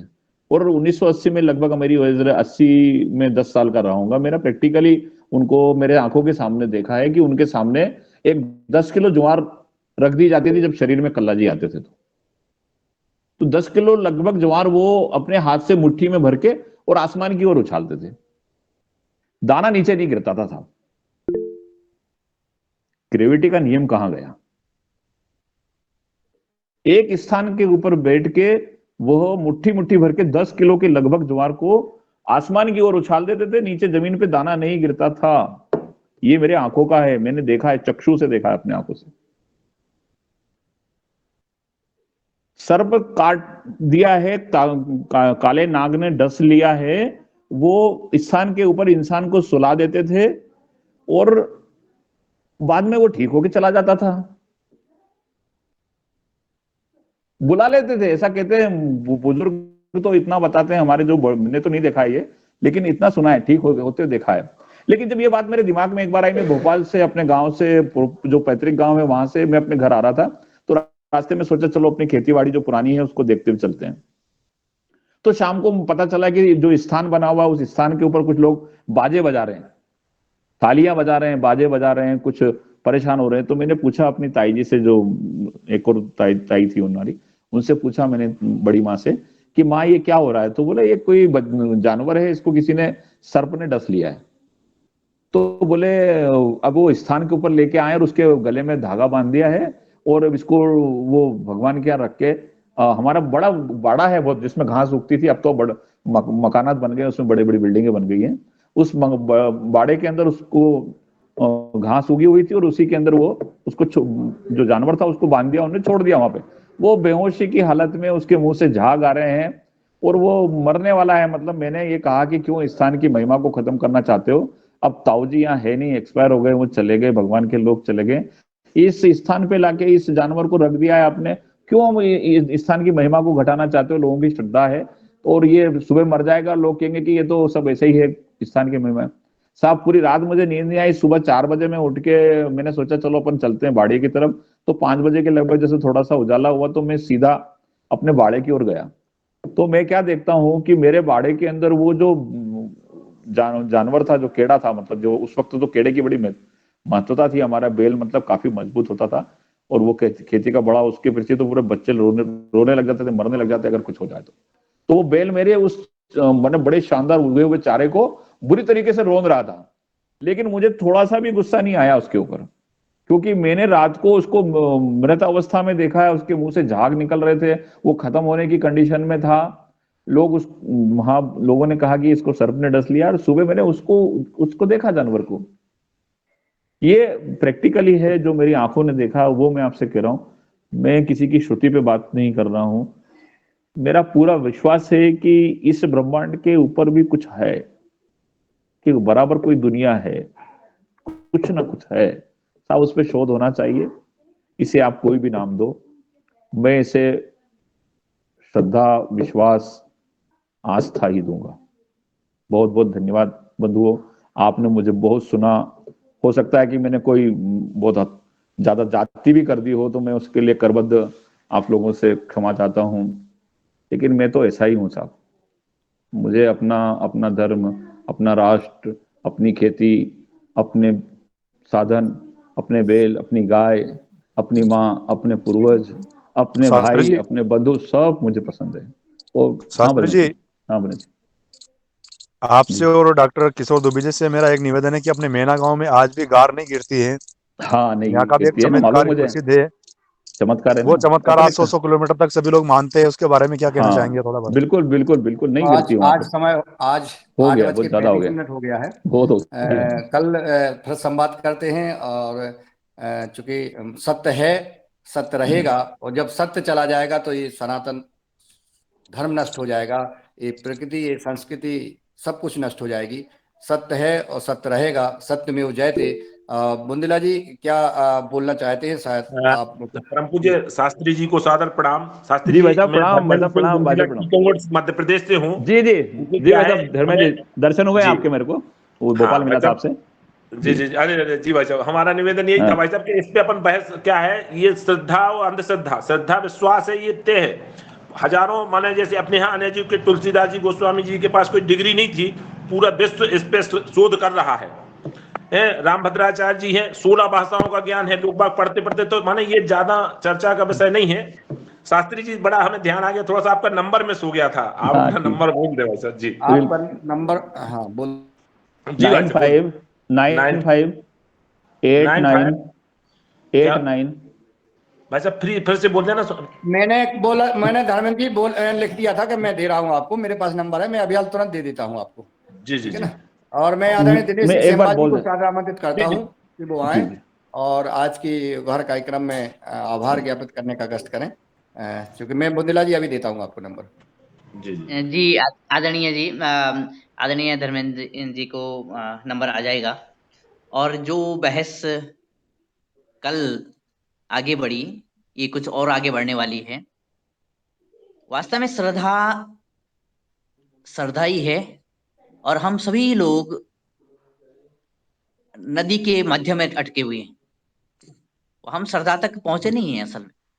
मुझे तो ये लगता है कि श्रद्धा महाविज्ञान है कोई, और जो जो सोचते हैं कि जो कुछ तो है, मैं मरने वाला हूं तो तब तो मैं सोचता हूँ कुछ तो है जो मुझे बचा रहा है, और जो वो कुछ तो है हम उस तक नहीं पहुंचे हैं अभी। वो जो प्राण शक्ति है, उस वहां तक पहुंचना अभी बहुत बाकी है, और पता नहीं कितने युग हमें लग जाएंगे।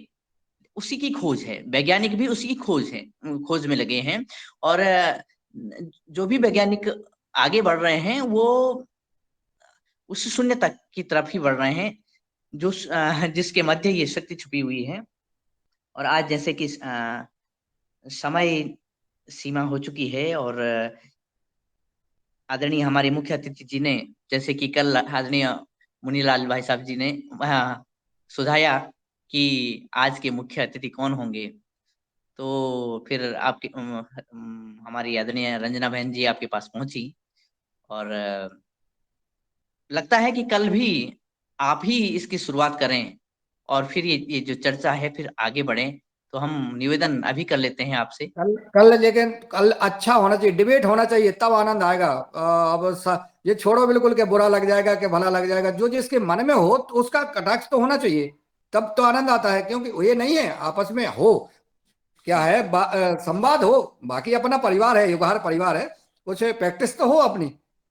हाँ, लेकिन कोई ना ये कोई बात पाठ। यहाँ, जी जी, यहाँ पे एक बात कहना जरूरी है कि ये हम किसी एक ही जगह की बात नहीं कर रहे हैं, किसी एक शास्त्री जी या बालाजी बागेश्वर की बात नहीं कर रहे हैं। ये संपूर्ण हमारी जो सनातन परंपरा में वो शक्ति जो कि हम भूल चुके हैं, उसको ढूंढने की बात है, उसको समझने की बात है। हम इर्द गिर्द कुछ धूल धुक्कड़ भी हो सकता है, जो कुछ मैल भी हो सकता है, जिसे हमें धोना चाहिए, जिसे हमें दूर करना चाहिए। लेकिन वो आत्मा, अभी हम वहां तक नहीं पहुंचे हैं, अभी हम वहां तक नहीं सोच पाए हैं और नहीं जा पाए हैं, जो हमारे पूर्वजों ने कुछ न कुछ उसको छुआ था, उसे समझा था, रियलाइज किया था। तो आदरणीय बहुत बहुत धन्यवाद, शब्द नहीं है। और क्योंकि शब्द इसलिए भी नहीं है कि मैं भी वही जो अधभर गगरी वाली बात हूँ अपने स्वयं में, कलकत्ता। तो इसलिए भी शब्द नहीं है। कल और का डिबेट, अगर डिबेट होता है तो मैं प्रयास करूंगा, देखो मेरे से बन जाएगा तो कल भादवा माता यहाँ से 15 किलोमीटर है, जहाँ मैं हूँ अभी वर्तमान में। भादवा माता का स्थान जो लकवे के लिए बात कर रहा था आपसे, वो 15 किलोमीटर पे है यहाँ से फिक्स। वो हो सकता है कि मैं 6:30 7 या 7:15 तक मैं वहां पहुंचने का प्रयास करूंगा, और उसी स्थान पर माँ भगवती के चरणों में बैठ के अपन प्रयास करेंगे कि कल का वो जो वहां का जो पूरा दृश्य है वो आप सभी लोग दर्शन भी करें माता जी के। ऐसा मैं प्रयास करूंगा, वचन नहीं दे रहा हूं। और इसी आस्था के प्रश्न के ऊपर हम वहां आपको दिखाएंगे कि पूरे पंडाल में कितने लोग हैं और क्या क्या वहां पर होता है, कैसे पक्षाघात जो लकवा है, जिसे पैरालिसिस कहते हैं हम अंग्रेजी भाषा में, उसका उपचार होता है। प्रयास करेंगे कल इस आस्था के विषय को आगे बढ़ाने का। आदरणीय। और ये आस्था का विषय इसलिए भी आगे बढ़ना जरूरी है कि इसमें जो प्राण शक्ति है वो हमारी सनातन का इंजन है, और उस सनातन के इंजन को दुरुस्त करना और उसे सही पटरी पर रखना भी हमारा कर्तव्य है इन भारतवर्षियों का। तो असल में जो जद्दोजहद है, हम जो सभी जो डिबेट करने वाले हैं, उनकी आपस की लड़ाई नहीं है। हमारी लड़ाई और हमारा संघर्ष उस सनातन की पटरी पर चलने का है, और हम उस पटरी से न इधर गिरे न उधर गिरे, से सीधे आगे बढ़े, ताकि विश्व के जो हम गुरु कहते हैं स्वयं को, उस पटरी पे सही समय के साथ और सही समय सीमा में हम पहुंचे, तो हम इस प्रकृति को, इस ब्रह्मांड को एक सहायता प्रदान करेंगे। कुल मिलाकर मुझे अभी यही शब्द सूझते हैं, और इन्हीं शब्दों के साथ मैं आदरणीय सभी सदस्यों का बहुत बहुत धन्यवाद करता हूँ। शुभ शिक्षा के साथ ही आज के हमारे मुख्य अतिथि और आज उपस्थित सभी जो संगठनों के सदस्य, और साथ में पतंजलि की सभी उप शाखाओं के सदस्य, और जिनके नाम मैं नहीं ले पा रहा हूँ वे भी।